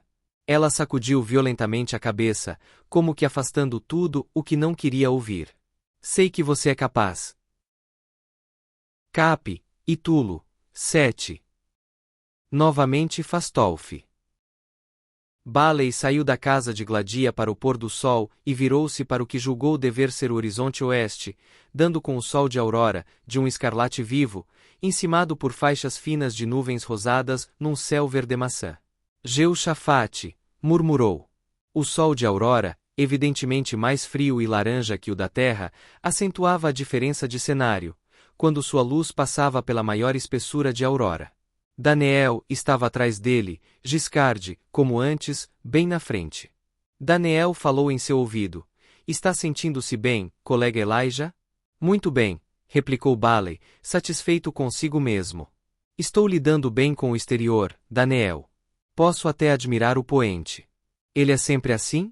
Daniel olhou, indiferente, para o sol que se punha e respondeu. Sempre. Mas vamos depressa para a casa do Dr. Fastolf. Nesta época do ano, o crepúsculo não dura muito, colega Elijah, e desejo-o lá enquanto ainda puder ver com facilidade. Estou pronto. Vamos. Baley imaginou se não era melhor esperar pela escuridão. Seria desagradável não poder ver, mas assim, teria a ilusão de estar fechado. E no íntimo não tinha certeza de quanto tempo essa euforia provocada por admirar um poente, imagine, no exterior, iria durar. Mas era uma vacilação covarde, e ele não queria depender dela. Giscard deslizou sem barulho na direção dele e disse: Prefere esperar, senhor? A escuridão será melhor para o senhor? A nós tanto faz. Baley percebeu outros robôs mais afastados. A cada lado, Gladia teria determinado que seus robôs do campo montassem guarda, ou Fastolf os teria enviado. Eles acentuavam a preocupação que despertava, e maldosamente, não quis admitir fraqueza. Não, vamos já, replicou. E partiu num passo vivo para a casa de Fastolf, que mal pôde ver entre as árvores afastadas. Pensou corajosamente, que os robôs me sigam ou não, como quiserem. Sabia que se começasse a pensar nisso, uma coisa dentro dele cederia ao pensamento de estar na parte externa de um planeta sem proteção, mas com ar entre ele e o grande vácuo, porém não pensaria nisso. Foi a alegria de estar livre do medo que fez seu queixo tremer e os dentes baterem. Ou foi o vento frio da tarde o responsável, que também arrepiou a pele dos seus braços. Não foi o exterior. Não foi. Tentando afrouxar os dentes, perguntou. Você conhecia bem Jander, Daniel? Estivemos juntos durante algum tempo, retrucou o robô. Desde a época da construção do amigo, Jander, até ter passado para a casa da senhorita Gladia, estivemos sempre juntos. Incomoda-o, Daniel, que Jander parecesse tanto com você? Não, senhor. Ele e eu sabíamos sermos diferentes, colega Elijah, e o Dr. Fastolf também não nos confundia. Éramos, portanto, dois indivíduos. E você também os diferenciava, Giscard? Os dois agora se achavam muito perto, talvez porque os outros robôs estivessem cumprindo seus deveres afastados. Que eu lembre, replicou Giscard, não houve ocasião em que fosse importante eu notar. E se tivesse havido, Giscard? Então eu teria diferenciado. Que opinião tinha de Jander, Daniel? Minha opinião, colega Elijah? Repetiu Daniel. Em relação a que aspecto de Jander deseja minha opinião? Por exemplo, ele trabalhava direito? Sem dúvida. Seu trabalho era satisfatório em todos os sentidos. Que eu saiba era. E você, Giscard? Qual é sua opinião? Nunca fui amigo íntimo de Jander como Daniel foi, disse Giscard, e assim não há razão para eu dar opinião. Posso apenas dizer que até onde sei, o Dr. Fastolf sempre esteve contente com o amigo Jander. Parecia estar sempre contente com ambos, o amigo Jander e o amigo Daniel. Contudo, não acho que minha programação seja de modo a me permitir ter certeza disso. E no período, depois de Jander ter entrado para o serviço da senhorita Gladia, teve contato com ele, Daniel? Não, colega Elijah. A senhorita Gladia o mantinha dentro de casa. Nas ocasiões em que visitava o Dr. Fastolf, nunca vinha com ela que me lembre. Nas vezes em que acompanhei o Dr. Fastolf nas visitas à casa de senhorita Gladia, não vi o amigo Jander. Isso deixou Baley um tanto surpreso. Virou-se para Giscard a fim de repetir a pergunta, fez uma pausa e depois encolheu os ombros. Não estava conseguindo nada, e como o Dr. Fastolf já havia dito, não adiantava muito interrogar um robô. Não diria intencionalmente nada que pudesse ferir um ser humano, nem podia ser intimidado, subornado ou adulado para isso. Não mentiria francamente, mas ficaria, teimosamente, se não educadamente, insistindo em dar respostas inúteis. E talvez não mais interessasse. Tinham chegado à porta de Fastolf, e Bailey sentiu sua respiração aumentar. O tremor de seus braços e lábios era, tinha certeza, só por causa do vento frio. O sol desaparecera, algumas estrelas ficaram visíveis, o céu estava se tornando de um verde púrpura esquisito, que o fazia parecer triturado, e ele abrigou-se nas paredes brilhantes. Estava a salvo. Fastolf cumprimentou-o. Voltou na hora, Sr. Bailey. Sua conversa com Gladia foi compensadora. Muito compensadora, Dr. Fastolf, disse Bailey. É muito possível que eu tenha encontrado a chave da solução. Fastolf apenas sorriu educadamente, não demonstrando surpresa, júbilo ou descrédito. Dirigiu-se para uma peça que era, evidentemente, a sala de jantar, menor e mais aconchegante que a em que tinham almoçado. O senhor e eu, caro Sr. Bailey, disse Fastolf, amavelmente, vamos ter um jantar informal a sós. Apenas nós dois. Até os robôs ficarão fora, se desejar. Nem falaremos de negócios, a não ser que o queira muito. Bailey nada disse, mas parou para olhar as paredes, espantado. Elas eram de um verde oscilante, com nuances de luminosidade e matiz, progressivas de baixo até em cima. Havia uma sugestão de folhagens de verde escuro e reflexos de sombras aqui e ali. As paredes faziam a sala parecer uma gruta bem iluminada num raso braço de mar. O efeito era vertiginoso, pelo menos Bailey achou. Fastolf não teve dificuldade em interpretar a expressão de Bailey. É um gosto adquirido. Sr. Bailey, confesso, disse ele. Giscard, reduz a iluminação da parede. Obrigado. Bailey deu um suspiro de alívio. E obrigado ao Sr. Dr. Fastolf. Posso ir ao pessoal, senhor? Mas claro. Bailey hesitou. O senhor pode. Fastolf deu uma risadinha. Vai achá-lo perfeitamente normal, Sr. Bailey. Não terá queixas. Bailey inclinou a cabeça. Muitíssimo obrigado. Sem o intolerável faz de conta, o pessoal acreditou que seria o mesmo que tinha usado antes, não passava do que era, muito mais luxuoso e acolhedor do que jamais tinha visto. Era incrivelmente diferente dos existentes na Terra, que não passavam de filas de unidades idênticas, estendendo-se indefinidamente, designado para ser usado por uma, e só uma, pessoa de cada vez. A privada brilhava de certa forma, com a limpeza higiênica. Sua camada molecular externa devia ter sido retirada após cada utilização e uma nova camada colocada. Bailey sentiu vagamente que, se permanecesse bastante tempo em Aurora, iria ter dificuldade a se adaptar às multidões da Terra, que relegavam a higiene e limpeza a segundo plano, coisa a se prestar uma reverência distante. Um ideal não muito atingível. Bailey, rodeado do conforto de peças de marfim e ouro, sem dúvida ambos não verdadeiros, reluzentes e lisas, subitamente estava tremendo por causa da troca eventual de bactérias da Terra e estremeceu diante de sua rica contaminação. Não era o que os espaciais sentiam. Podia culpá-los? Pensativamente, lavou as mãos, mexendo nos pequenos botões aqui e ali, na faixa de comando, visando a mudar a temperatura. E no entanto os auroreanos eram tão desnecessariamente pomposos na decoração de interiores, tão insistentes em fingirem estar vivendo num estado natural, quando tinham domesticado e estragado a natureza. Ou apenas Fastolf era assim? Afinal de contas, a residência de Gladia era muito mais austera. Ou era apenas porque tinha sido educada em solaria? O jantar foi uma pura delícia. Novamente, como no almoço, havia uma clara sensação de estar próximo da natureza. Os pratos eram numerosos, todos diferentes, em pequenas quantidades, e em vários casos foi possível ver que tinham sido parte de plantas e animais. Estava começando a tomar conhecimento dos inconvenientes. Ossinhos ocasionais, pedacinhos de cartilagens, fibras, que poderiam tê-lo repugnado antes, como parte da aventura. O primeiro prato foi um peixinho, que se comia inteiro, com os órgãos internos que pudesse ter, e aquilo foi uma maneira boba de colocá-lo em contato íntimo com a natureza, com letra maiúscula. Seja como for, engoliu o peixinho como Fastolf, e o sabor converteu-o imediatamente.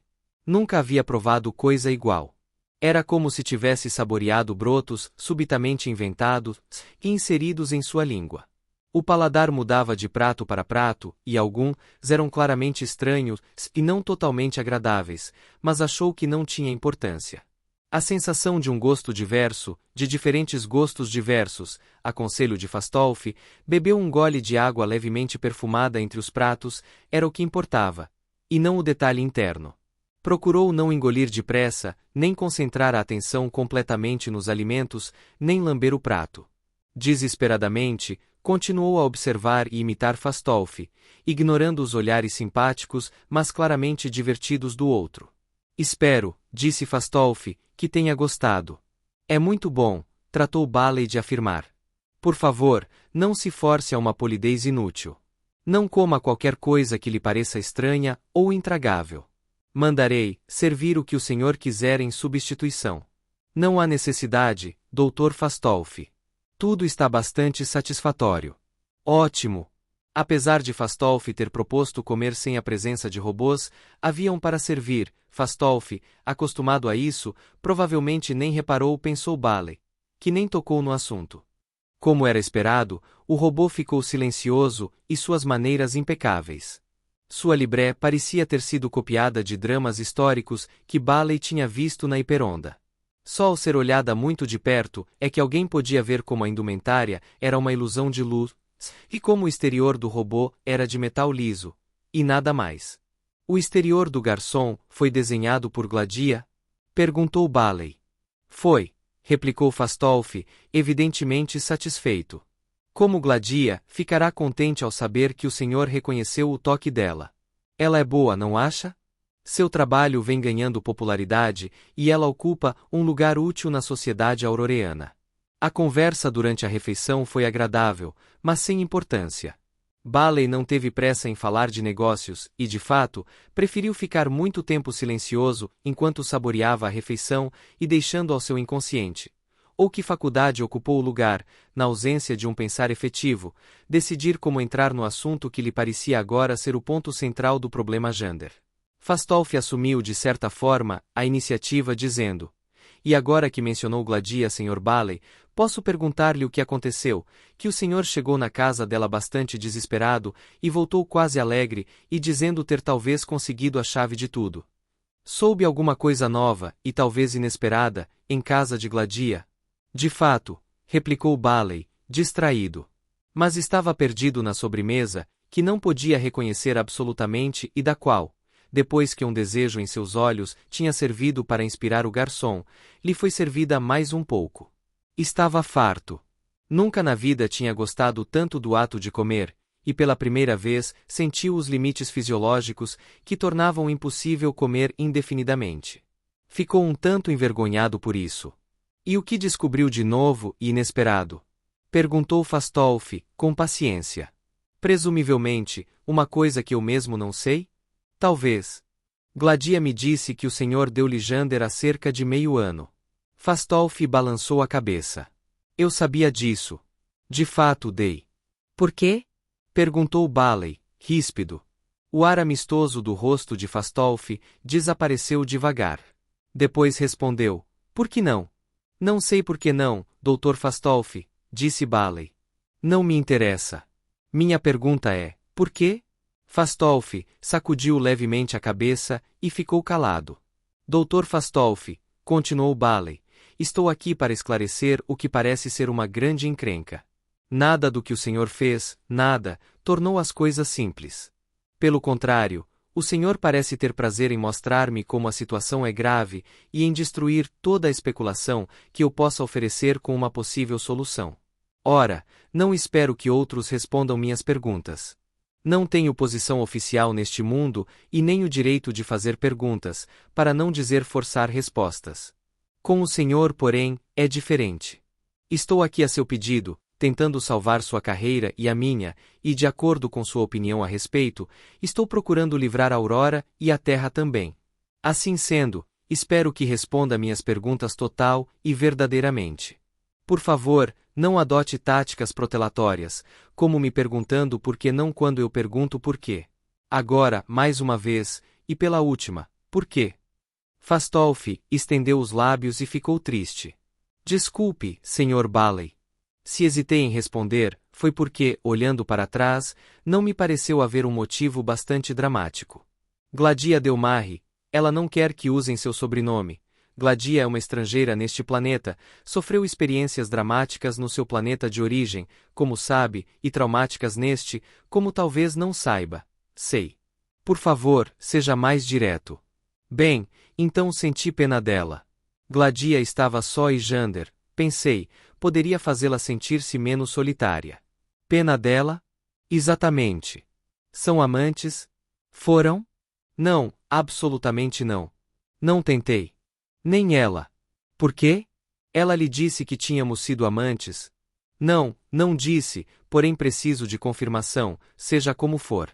Quando houver uma contradição, eu lhe direi, não precisa se preocupar com isso. Por que motivo, tendo o senhor simpatizado tanto com ela, e pelo que pude tirar de Gladia, ela lhe ficou muito agradecida, nenhum dos dois tomou a iniciativa. Fui informado de que, em Aurora, propor sexo é quase igual a um comentário sobre o tempo. Fastolf franziu a testa. O senhor nada sabe sobre isso, Sr. Bailey. Não nos julgue pelos padrões do seu próprio mundo. O sexo não é assunto de muita importância para nós, porém o usamos com cuidado. Não parece ser assim para o senhor, mas nenhum de nós o propõe levianamente. Gladia, sem conhecer nossos costumes e sexualmente frustrada em Solaria, talvez se tenha oferecido levianamente. Ou desesperadamente, melhor dizendo, e talvez não seja surpreendente, portanto, que não tenha gostado do resultado. O senhor não procurou melhorar as coisas. Oferecendo-me? Eu não sou o que ela precisa, e nesse ponto, ela não é o que eu preciso. Senti pena dela. Gosto de Gladia. Admiro seu talento artístico. E quero que seja feliz. Afinal de contas, Sr. Bailey, o senhor certamente concorda que a simpatia de um ser humano por outro não precisa repousar no desejo sexual ou outra coisa, a não ser o sentimento humano decente. O senhor nunca sentiu simpatia por alguém? Nunca desejou ajudar alguém sem outro motivo que a boa sensação de aliviar o sofrimento de outra pessoa? De que espécie de planeta veio o senhor? O que o senhor disse é justificado, Dr. Fastolf. Não duvido de que o senhor seja um ser humano decente. Todavia, seja indulgente comigo. Quando lhe perguntei pela primeira vez por que tinha dado Jander a Gladia, não me disse o que acaba de me dizer. E também com enorme emoção, devo acrescentar. Seu primeiro impulso foi tergiversar, hesitar, ganhar tempo, perguntando por que não. Admitindo que o senhor finalmente me contou a verdade, o que foi que o deixou embaraçado de saída na pergunta? Que motivo que o senhor não quis admitir, teve, antes de resolver defender o motivo quis confessar? Desculpe-me por insistir, mas preciso saber. E garanto-lhe, não por curiosidade pessoal. Se o que me disser não ter utilidade neste triste caso, pode ter certeza de que foi atirado num buraco negro. Fastolf replicou em voz baixa. Com toda a honestidade, não sei direito por que evitei sua pergunta. O senhor me surpreendeu numa coisa que talvez eu não quisesse enfrentar. Dê-me um tempo, Sr. Bailey. Ficaram juntos, calados. O criado retirou a mesa e saiu da sala. Daniel e Giscard estavam em outro lugar, presumivelmente vigiando a casa. Bailey e Fastolf ficaram finalmente sós numa sala livre de robôs. Por fim, Fastolf falou. Não sei o que devo dizer-lhe, porém permita-me recuar ai. Gans decênios. Tenho 2 filhas. Talvez o senhor saiba. São de mães diferentes. O senhor preferiria ter filhos, Dr. Fastolf? O homem mostrou-se genuinamente surpreso. Não. De maneira nenhuma. A mãe da minha segunda filha queria um filho, acho eu, mas não consenti na inseminação artificial com esperma selecionado, nem mesmo com o meu próprio, e insisti no lançamento natural do dado genético. Antes que pergunte por quê, foi porque prefiro uma certa operação de chance na vida e porque penso, no conjunto, que queria uma oportunidade de ter uma filha. Eu teria aceito um filho, compreenda, mas não queria abandonar a possibilidade de uma filha. Seja como for, aprovo filhas. Bem, Minha segunda foi também mulher, e esse talvez seja um dos motivos da mãe ter desfeito o casamento logo após o nascimento. Por outro lado, uma considerável porcentagem de casamento é desfeita após um nascimento e assim eu talvez não necessite de um motivo especial. Suponho que ela levou a filha. Fastolf dirigiu um olhar confuso a Bailey. Por que ela faria isso? Mas esqueci. Você é da Terra. Não, claro que não. A criança foi levada para um berçário, onde poderia ser devidamente cuidada, claro. Na realidade, porém, franziu o nariz como que subitamente embaraçado por uma recordação curiosa. Não foi posta lá. Resolvi criá-la. Era legal essa atitude, mas não muito comum. Eu era muito moço, claro, não tinha ainda atingido os 100 anos, mas já havia me distinguido na robótica. Conseguiu? Quer dizer, educá-la com sucesso? Ah, sim. Fiquei gostando muito dela. Chamei-a de Vasilia. Era o nome de minha mãe, sabe? Deu uma risadinha reminiscente. Adquiri esse estranho traço de sentimento, como essa afeição por meus robôs. Nunca encontrei minha mãe, claro, mas o nome dela está na minha lista. E ela ainda vive, segundo me consta, por isso posso vê-la. Mas acho que é um tanto nojento ter contato com alguém de cujo útero se saiu. Onde estava eu? O senhor deu o nome de Vasilia à sua filha. Sim, trouxe-a e realmente fiquei gostando dela. Muito mesmo. Pude ver onde estava a atração ao fazer uma coisa assim, mas claro, tornei-me um incômodo para meus amigos e tive de mantê-la afastada, quando precisava fazer um contato, social ou profissional. Lembro de uma vez. Fez uma pausa. Sim? É uma coisa que não me vem à memória há décadas. Ela se aproximou correndo, chorando por algum motivo, e atirou-se em meus braços quando o Dr. Sarton estava comigo, discutindo um dos primeiros programas de construção de robôs humaniformes. Vasilia tinha apenas 7 anos de idade, acho, e claro, abracei-a, beijei-a e esqueci o trabalho, que era praticamente inesquecível para mim. Sarton saiu, tossindo, sufocado, e muito indignado. Precisei de toda uma semana para restabelecer contato com ele e recomeçar as deliberações. As crianças não provocam esse efeito nas pessoas, suponho, mas há muito poucas crianças, e são encontradas muito raramente. E sua filha, Vasilia, gostava do senhor? Ah, sim, pelo menos até. Gostava muito de mim. Mandei-a à escola, e fiz com que fosse dada à sua mente a máxima condição de desenvolvimento. O senhor disse que ela gostava do senhor até, alguma coisa. Não concluiu a frase. Então houve uma época em que ela deixou de gostar do senhor. Quando foi isso? Ela queria ter sua própria moradia, quando se tornou crescida. Era uma coisa natural. E o senhor não queria? Que o faz supor que eu não queria? Claro que queria. O senhor está concluindo que sou um monstro, Sr. Bailey. Devo concluir, em vez disso, que tão logo sua filha atingiu a idade de ter sua própria casa, não mais sentiu a mesma afeição pelo senhor que tinha naturalmente, quando era sua filha dependente, morando em sua casa. Não é tão simples assim. De fato, foi um pouco mais complicado. Veja, Fastolf parecia embaraçado. Recusei-a quando ela se ofereceu a mim. Ela se ofereceu ao senhor? Perguntou Bailey, horrorizado. Isso era uma coisa natural, afirmou Fastolf, com ar de indiferença. Ela me conhecia melhor. Eu a tinha educado em sexo, encorajei-a a experimentar, levei-a aos jogos de Eros, fiz o que pude por ela. Era uma coisa a ser esperada, e fui bobo por não ter esperado, deixando-me enredar. Mas incesto? Fastolf repetiu. Incesto? Ah, sim, um termo terrestre. Isso não existe em Aurora, Sr. Bailey. Poucos auroreanos conhecem sua família mais chegada. Naturalmente, se o casamento estiver em causa e houve um requerimento de filhos, há uma pesquisa genealógica, mas que tem isso a ver com o sexo, socialmente falando? Não, a coisa anormal foi eu ter recusado minha própria filha. Enrubesceu, principalmente nas orelhas. Eu devia esperar isso, murmurou Bailey.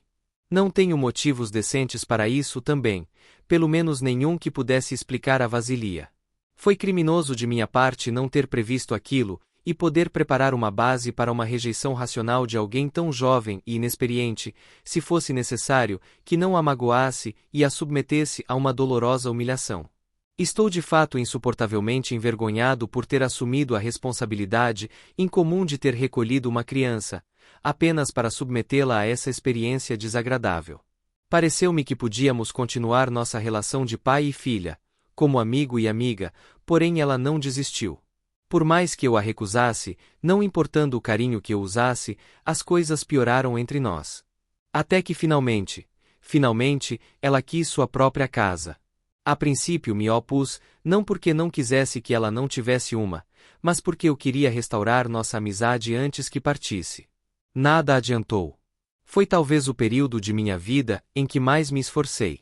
Por fim, ela simplesmente, e um tanto violentamente, insistiu em partir e não pude evitar mais. Nessa época, ela já era roboticista profissional, e estou grato por não ter abandonado a profissão por minha causa, e foi capaz de arranjar uma casa sem minha ajuda. Depois de ter se instalado de fato, desde então tivemos muito poucos contatos. Pode ser, Dr. Fastolf, uma vez que ela não abandonou a robótica, que não se considere totalmente estranha. É o que ela faz de melhor, e no que tem mais interesse. Nada tem a ver comigo. Sei disso porque, para começar, pensei como o senhor e tentei vários contatos que não foram aceitos. O senhor sente falta dela, Dr. Fastolf? Claro que sim, Sr. Bailey. É um exemplo do erro de se ter um filho. Entra-se num impulso irracional, num desejo atávico, que leva a inspirar à filha o mais forte sentimento possível de amor, e depois nos sujeita à possibilidade de recusar a primeira proposta dessa mesma filha de se entregar e marcá-la emocionalmente para sempre. E ainda mais, a gente se submete a isso pelo sentimento irracional de pena de não ter feito. É uma coisa que nunca senti, nem antes nem depois. Ela e eu sofremos desnecessariamente, e a culpa foi toda minha. Fastolf caiu numa espécie de meditação, e Bailey perguntou suavemente: "E o que tem tudo isso a ver com Gladia?" Fastolf sobressaltou-se. "Ah! Eu tinha esquecido. Bem, é muito simples. Tudo o que falei sobre Gladia é verdade. Eu gostava dela. Simpatizava com ela. Admirava seu talento. Mas, para completar, ela parece com Vasilia. Notei a semelhança quando vi a primeira reportagem de Hiperonda sobre sua chegada de Solaria. Era espantosa, o que me fez ficar interessado." Suspirou. Quando soube que ela, como Vasilia, também tinha sido marcada pelo sexo, foi mais do que pude suportar. Arranjei para que ela viesse morar perto de mim. Tornei-me seu amigo e fiz o que pude para amortecer suas dificuldades de adaptação a um mundo estranho. Então ela é uma filha substituta. De certo modo, sim. Acho que pode considerar assim, Sr. Bailey. E o senhor não tem ideia de como sou grato por ela jamais ter metido na cabeça a ideia de se oferecer a mim. Tê-la recusado seria reviver minha rejeição de Vasilia. Tê-la aceito por incapacidade de repetir a rejeição seria amargurar minha vida, pois então eu teria sentido o que estava fazendo por aquela estranha, aquele pálido reflexo de minha filha, o que não tinha feito por ela. De qualquer maneira. Mas não importa, o senhor agora pode ver por que hesitei em responder-lhe. De certa forma, pensar nisso me faz voltar a essa tragédia em minha vida. E sua outra filha? Lumen? Falou Fastolf. Indiferente. Nunca tive qualquer contato com ela. Embora receba notícias dela de vez em quando. Ouvi dizer que se candidatou a um cargo político. Um cargo local. Pelos globais. O que é isso? Os globais. Eles lutam apenas por Aurora, somente o nosso globo, como vê. Os auroreanos devem assumir a iniciativa de colonizar a galáxia. Todos os outros devem ser impedidos, o máximo possível, especialmente os terráqueos. Egoísmo esclarecido, é como o denominam. Claro que esse não é o seu ponto de vista. Sem dúvida. Eu chefio o Partido Humanista, que acredita que todos os seres humanos têm direito à galáxia. Quando falo em meus inimigos, estou me referindo aos globais. Lumen, então, é um dos seus inimigos. Vasilia também é, como membro do Instituto de Robótica de Aurora, IRA, fundado há poucos anos, dirigido por roboticistas que me consideram um demônio a ser derrotado a qualquer preço. Contudo, até onde posso saber, minhas diversas ex-mulheres são apolíticas, talvez mesmo humanistas. Riu maliciosamente e prosseguiu. Bem, Sr. Bailey, fez todas as perguntas que tinha em mente?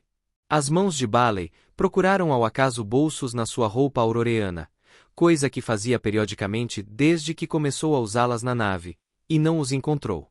Conformou-se, como fazia às vezes, em cruzar os braços no peito. Na verdade, Dr. Fastolf, disse, não estou certo de que o senhor tenha realmente respondido à primeira pergunta. Parece-me que o senhor nunca se cansa de evitá-la. Por que deu Jander a Gladia? Precisamos trazer tudo à tona, para que possamos ver a luz onde agora só há trevas. Fastolf tornou a ruborizar-se. Provavelmente de raiva, desta vez, mas continuou a falar calmamente. Não me intimide, Sr. Bailey, disse Fastolf. Já lhe respondi. Tive pena de Gladia, e pensei que Jander poderia fazer-lhe companhia. Falei-lhe mais francamente que a qualquer outra pessoa, em parte por causa da minha posição, e em parte porque o senhor não é auroreano. Em troca, exijo o devido respeito. Bailey mordeu o lábio inferior. Ele não estava na terra. Não tinha autoridade oficial a apoiá-lo, mas apenas seu orgulho profissional. Peço-lhe desculpas, Dr. Fastolf, replicou, se feri seus sentimentos. Não quis dizer que o senhor não está sendo verídico ou pouco cooperador. Não obstante, não posso agir sem conhecer toda a verdade. Vou sugerir-lhe a resposta possível que estou esperando e o senhor me dirá se estou certo, quase certo ou completamente errado. Pode ser que o senhor tenha dado Jander a Gladia com o objetivo de que ele pudesse servir como foco do impulso sexual dela, e assim, não tivesse ocasião de se oferecer ao senhor. Talvez não tenha sido um motivo consciente, mas pense nisso agora. É possível que isso tenha contribuído para o presente. Fastolf pegou um pequeno enfeite leve e transparente que estava sobre a mesa de jantar. Virou-o sem parar. A não ser por esse movimento, Fastolf parecia petrificado. Finalmente respondeu, talvez sim, Sr. Bailey. Certamente, após ter-lhe emprestado Jander, por falar nisso, não foi um presente total. Fiquei menos preocupado sobre a possibilidade de Gladia oferecer-se a mim. Sabe se Gladia usou Jander para relações sexuais? Perguntou a Gladia sobre isso, Sr. Bailey? Isso nada tem a ver com minha pergunta. O senhor sabe? Testemunhou alguma relação claramente sexual entre eles? Algum dos seus robôs lhe informou a respeito? Ela própria lhe disse? A resposta a todas essas perguntas, Sr. Bailey, é não. Se me detenho para pensar nisso, não há nada de estranho particularmente no uso de robôs para fins sexuais, tanto por homens quanto por mulheres. Os robôs comuns não são especialmente adaptados a esse fim, porém os seres humanos são hábeis a esse respeito. Quanto a Jander, foi adaptado para isso porque era tão humaniforme quanto pude torná-lo. E por isso podia tomar parte num ato sexual. Não, nunca tivemos isso em mente. Foi o problema abstrato de construir um robô completamente humaniforme que levou-nos, o Dr. Sarton e eu, a isso. Mas esses robôs humaniformes são idealmente indicados para o sexo, não são? Suponho que sim, agora que me permito pensar nisso, e confesso que escondi na mente, desde o começo, que Gladia podia usar Jander com esse fim. Se o fez, espero que tenha ficado satisfeita. Considerarei meu empréstimo a ela uma boa ação, se ficou. O senhor não teria contado com mais que uma boa ação? De que modo? Que diria o senhor se eu lhe contasse que Gladia e Jander eram marido e mulher? A mão de Fastolf, ainda segurando o enfeite, fechou-se convulsivamente, apertando-o durante um instante, para depois deixá-lo cair. Como? Isso é ridículo. Legalmente impossível. Não poderiam ter filhos e assim, não seria concebível um requerimento para isso. Sem a intenção de um pedido assim, não pode haver casamento. Não é um problema de legalidade, Dr. Fastolf. Gladia é solariana, lembre, e não tem a perspectiva auroreana. É uma questão de emoção. A própria Gladia me disse que considerou Jander como marido. Acho que agora se considera viúva, com outro trauma sexual, e muito severo. Se de alguma forma, o senhor conscientemente contribuiu para isso. Pelas estrelas, disse Fastolf com desusada emoção, não contribuí. O que quer que estivesse na minha cabeça, nunca imaginei que Gladia pudesse fantasiar o casamento com um robô, por mais humaniforme que fosse. Nenhum auroreano poderia imaginar isso. Bailey balançou a cabeça e ergueu a mão. Acredito no senhor. Não creio que o senhor seja bastante ator para me enrolar numa sinceridade forjada. Mas tenho que saber. Afinal de contas, seria possível que... Não seria possível que eu previsse essa situação. Que eu deliberadamente criasse essa abominável viuvez por algum motivo. Nunca. Não era concebível, e assim sendo, não a concebi. Se Bailey, o que quer que eu tivesse em mente ao colocar Jander na casa de Gladia, foi para o bem dela. Eu não quis fazer isso. Ter boas intenções é uma pobre defesa, eu sei, mas é tudo o que tenho a oferecer. Dr. Fastolf, não vamos mais nos referir a isso, disse Bailey. O que tenho agora a oferecer é uma possível solução do mistério. Fastolf respirou fundo e reclinou-se na cadeira. O senhor fez várias insinuações quando voltou da casa de Gladia. Olhou para Bailey com um ar de brutalidade. Não podia me ter dado essa chave desde o começo? Precisávamos passar por tudo, isso? Lamento, Dr. Fastolf. A chave não faria sentido sem tudo, isso. Está bem. Concordo. Jander ficou numa posição que o senhor, o maior teórico robótico do mundo todo, não previu por seu próprio consentimento. Agradou tanto Gladia que ela se apaixonou por ele profundamente e passou a considerá-lo seu marido. E se em vez de agradá-la ele a tivesse desagradado? Não sei bem o que quer dizer. Bem, veja, Dr. Fastolf. Ela estava um tanto reservada a respeito. Sei que em Aurora os assuntos sexuais não são coisas que se escondam a qualquer custo. Não os anunciamos nas hiperondas, disse Fastolf secamente. Mas não fazemos o maior segredo disso, como fazemos de outros assuntos estritamente pessoais. Sabemos em geral quem foi o último parceiro de alguém, e se trata de amigos, frequentemente temos uma ideia de como é bom, entusiástico ou fora do comum o outro parceiro, ou ambos reciprocamente. É uma questão de conversar ao acaso. Sim, mas o senhor nada sabia da ligação de Gladia com Jander. Eu desconfiava, não é a mesma coisa. Ela nada lhe disse. O senhor nada viu. Nem qualquer robô lhe contou. Ela conservou o fato em segredo, mesmo para o senhor, seu melhor amigo em Aurora. É evidente que os robôs dela receberam ordens estritas de nunca discutirem Jander, e este deve ter sido cuidadosamente instruído para nada deixar transparecer. Suponho que seja uma conclusão sólida. Por que Gladia faria isso, Dr. Fastolf? Um senso de privacidade solariana com relação ao sexo? Não é a mesma coisa que dizer ter ela ficado envergonhada. Não tinha motivo para isso, embora o fato de considerar Jander como marido pudesse torná-la risível. Ela poderia ter ocultado essa parte com facilidade, sem esconder tudo. Suponha, à sua maneira solariana, que tenha ficado envergonhada. Bem, e depois? Ninguém gosta de ficar envergonhado. E ela pode ter culpado Jander por isso, na forma um tanto irracional que as pessoas têm de atribuir a outros a culpa pelos dissabores que são claramente sua própria culpa. Sim. Deve ter havido horas em que Gladia, que tem um temperamento explosivo, debulhou-se em lágrimas, digamos, e censurou Jander por ser a fonte de sua vergonha e sofrimento.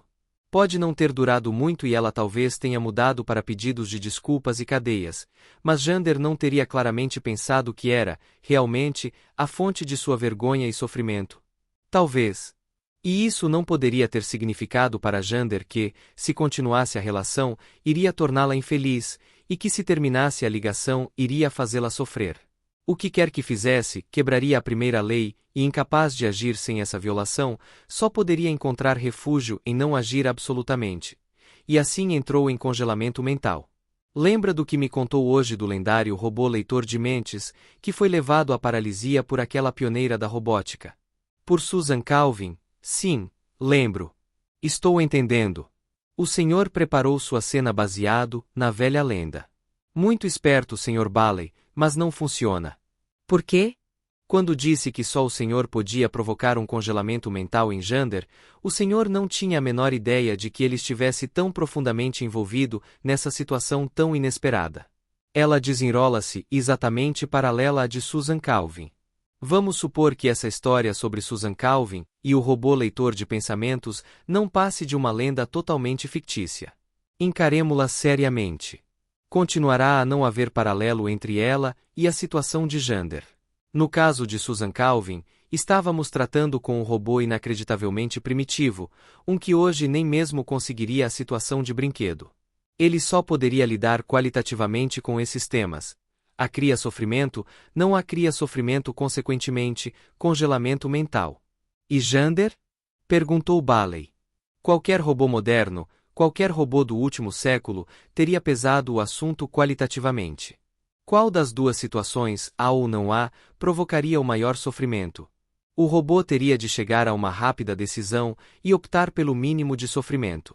A possibilidade de que julgasse as duas alternativas mutuamente exclusivas para produzir precisamente quantidades iguais de sofrimento é pequena, e mesmo que assim fosse, o robô moderno é dotado de um fator fortuito. Se há e não há são fatores de sofrimento precisamente idênticos, de acordo com o julgamento dele, esse robô escolhe um ou outro de uma forma totalmente imprevisível e depois o segue cegamente. Não entra em congelamento mental. Está dizendo que é impossível para Jander entrar em congelamento mental? O senhor disse que poderia ter feito. No caso de um cérebro positrônico humaniforme, há uma maneira de pôr de lado o fator acaso, que depende inteiramente da forma em que o cérebro é construído. Mesmo que alguém conheça a teoria básica, é muito difícil e prolongado o processo para poder levar o robô ao jardim, por assim dizer, por uma hábil sucessão de perguntas e ordens para finalmente induzir o congelamento mental.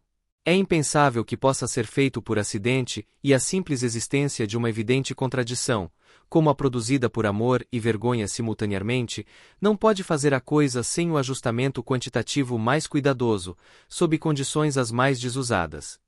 O que nos deixa, como venho dizendo, a possibilidade não determinista como a única maneira possível de ter acontecido. Mas seus inimigos insistirão que sua própria culpa é a mais provável. Não podemos, por nossa vez, insistir que Jander foi levado ao congelamento mental pelo conflito criado pelo amor e vergonha de Gladia. Isso não pareceria plausível. E não poria a opinião pública ao seu lado. Fastolf franziu a testa. Senhor Bailey, o senhor é muito afoito. Pense seriamente nisso. Se tentarmos sair do nosso dilema desta forma um tanto desonesta, quais serão as consequências? Já não falo na vergonha e sofrimento de Gladia, que terá de suportar não apenas a perda de Jander, mas a sensação de que contribuiu para essa perda se de fato sentiu realmente essa vergonha e a revelou de alguma forma. Não quero fazer isso, e assim deixemo-la de lado, se pudermos. Considere em lugar disso que meus inimigos dirão que emprestei Jander a ela exatamente para provocar o que aconteceu. Eu teria feito isso, diriam, com o objetivo de desenvolver um método de congelamento mental em robôs humaniformes, que me isentaria de toda a responsabilidade evidente.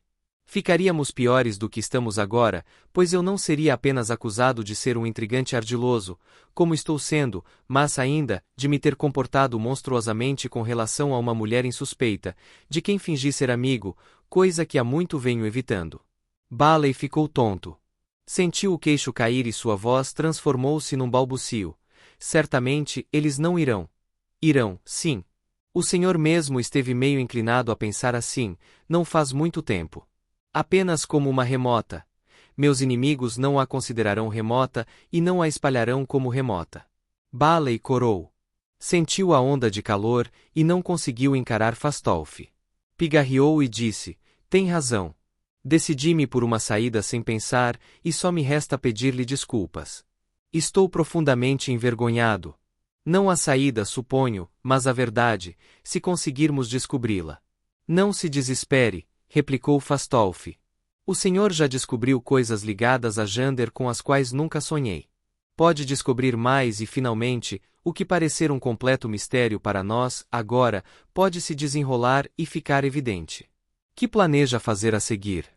Bailey não conseguiu pensar em nada em meio à vergonha do seu fiasco. Replicou, realmente não sei. Bem, então não é justo eu perguntar. O senhor teve um dia cansativo e nada fácil. Não é de estranhar que seu cérebro esteja um tanto lento agora. Por que não descansa, não vê um filme, não dorme?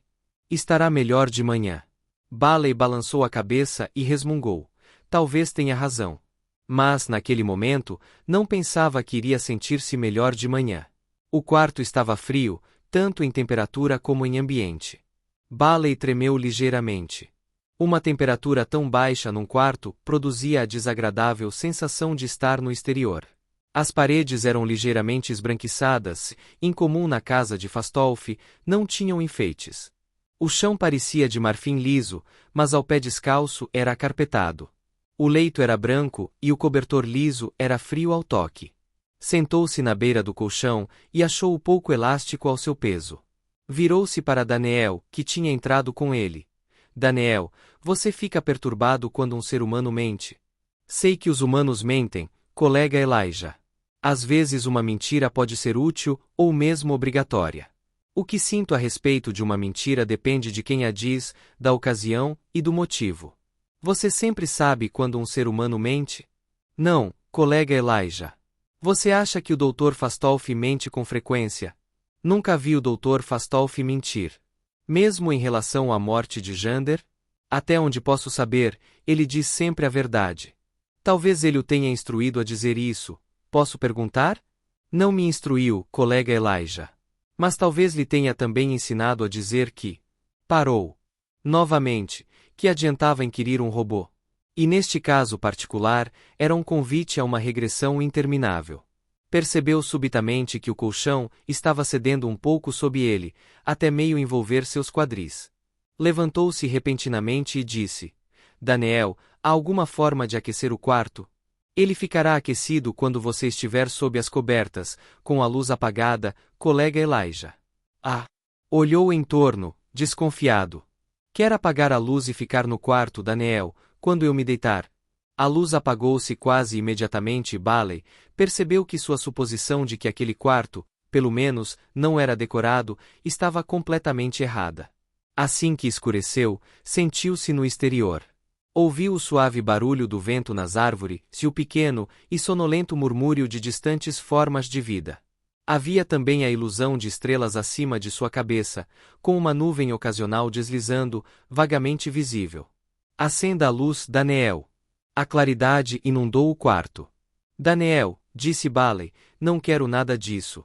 Não quero estrelas, nuvens, ruídos, árvores, vento, nem cheiros também. Quero trevas, escuridão informe. Pode dar um jeito? Claro, colega Elijah. Então faça isso. E me mostre como posso apagar a luz quando estiver pronto para dormir. Estou aqui para protegê-lo, colega Elijah. Bailey retrucou, aborrecido. Tenho certeza de que pode fazer isso do outro lado da porta. Imagino que Giscard deve estar do outro lado das janelas, se de fato existirem janelas por detrás das cortinas. Existem. Se atravessar aquela soleira, colega Elijah, encontrará um pessoal só para você. Aquele trecho da parede não é sólido e poderá facilmente atravessá-lo. A luz acenderá assim que entrar e apagará quando sair, e não há decoração. Poderá banhar-se se desejar, ou fazer o que quiser antes de sair, ou depois de acordar. Bailey virou-se para o lado indicado. Não viu abertura na parede, mas o chão enquadrado naquele ponto revelou uma espessura como se fosse um umbral. Como verei no escuro, Daniel? Perguntou. Esse trecho da parede que não é uma parede, brilhará fracamente. Para iluminar o quarto, há essa depressão na cabeceira da sua cama, que uma vez colocando o dedo nela, apagará ou acenderá a luz. Obrigado. Agora pode se retirar. Meia hora depois, terminou com o pessoal e meteu-se sob o cobertor, com a luz apagada, envolto por uma agradável escuridão. Como dissera Fastolf, tinha sido um dia cansativo. Era quase inacreditável que tivesse chegado a aurora apenas naquele dia. Aprenderá muito, e no entanto, nada lhe adiantara. Ficou no escuro e repassou os acontecimentos do dia, na esperança de que alguma coisa aparecesse que lhe tivesse escapado antes. Porém foi tempo perdido. Era demais para o tranquilo, pensativo, atento e sutil Elijah Bailey do drama da Hiperonda. O colchão estava outra vez envolvendo-o, como um cercado aquecido. Moveu-se ligeiramente e o colchão esticou-se sob ele, para depois tornar a ajustar-se à sua nova posição. Não adiantava tentar com sua mente cansada e sonolenta reexaminar o dia, mas não pôde evitar fazê-lo uma segunda vez, seguindo seus próprios passos, seu primeiro dia em Aurora. Do espaçoporto à casa de Fastolf, depois a de Gladia e finalmente de volta a Fastolf. Gladia, Mais bela do que imaginava, mas dura. Havia algo duro nela, ou apenas tinha se coberto com uma carapaça protetora. Pobre mulher. Pensou carinhosamente na reação dela ao tocar o rosto dele. Se pudesse ter permanecido com Gladia, poderia tê-la ensinado, auroreanos estúpidos, uma atitude nojentamente indiferente com relação ao sexo, vale tudo, significando que nada vale, não vale a pena, estúpidos, para a casa de Fastolf e para a de Gladia, de volta a Fastolf, de volta a Fastolf. Moveu-se ligeiramente e sentiu, distraidamente, o colchão tornar a remodelar-se. De volta a Fastolf. Que aconteceu no caminho de volta a Fastolf? Alguma coisa dita? Não dita. E na nave, antes de ter chegado a Aurora, alguma coisa que combinasse. Bailey estava no mundo vago da sonolência, quando a mente se liberta e segue sua própria lei. É como o corpo voando, pairando no ar, sem gravidade. Por seu próprio acordo, estava pegando os acontecimentos, pequenos aspectos que não tinha notado, juntando-os, reunindo uma coisa a outra, entrando no lugar, formando uma rede, um tecido. Então pareceu-lhe ter ouvido um barulho que o levou a um nível de consciência.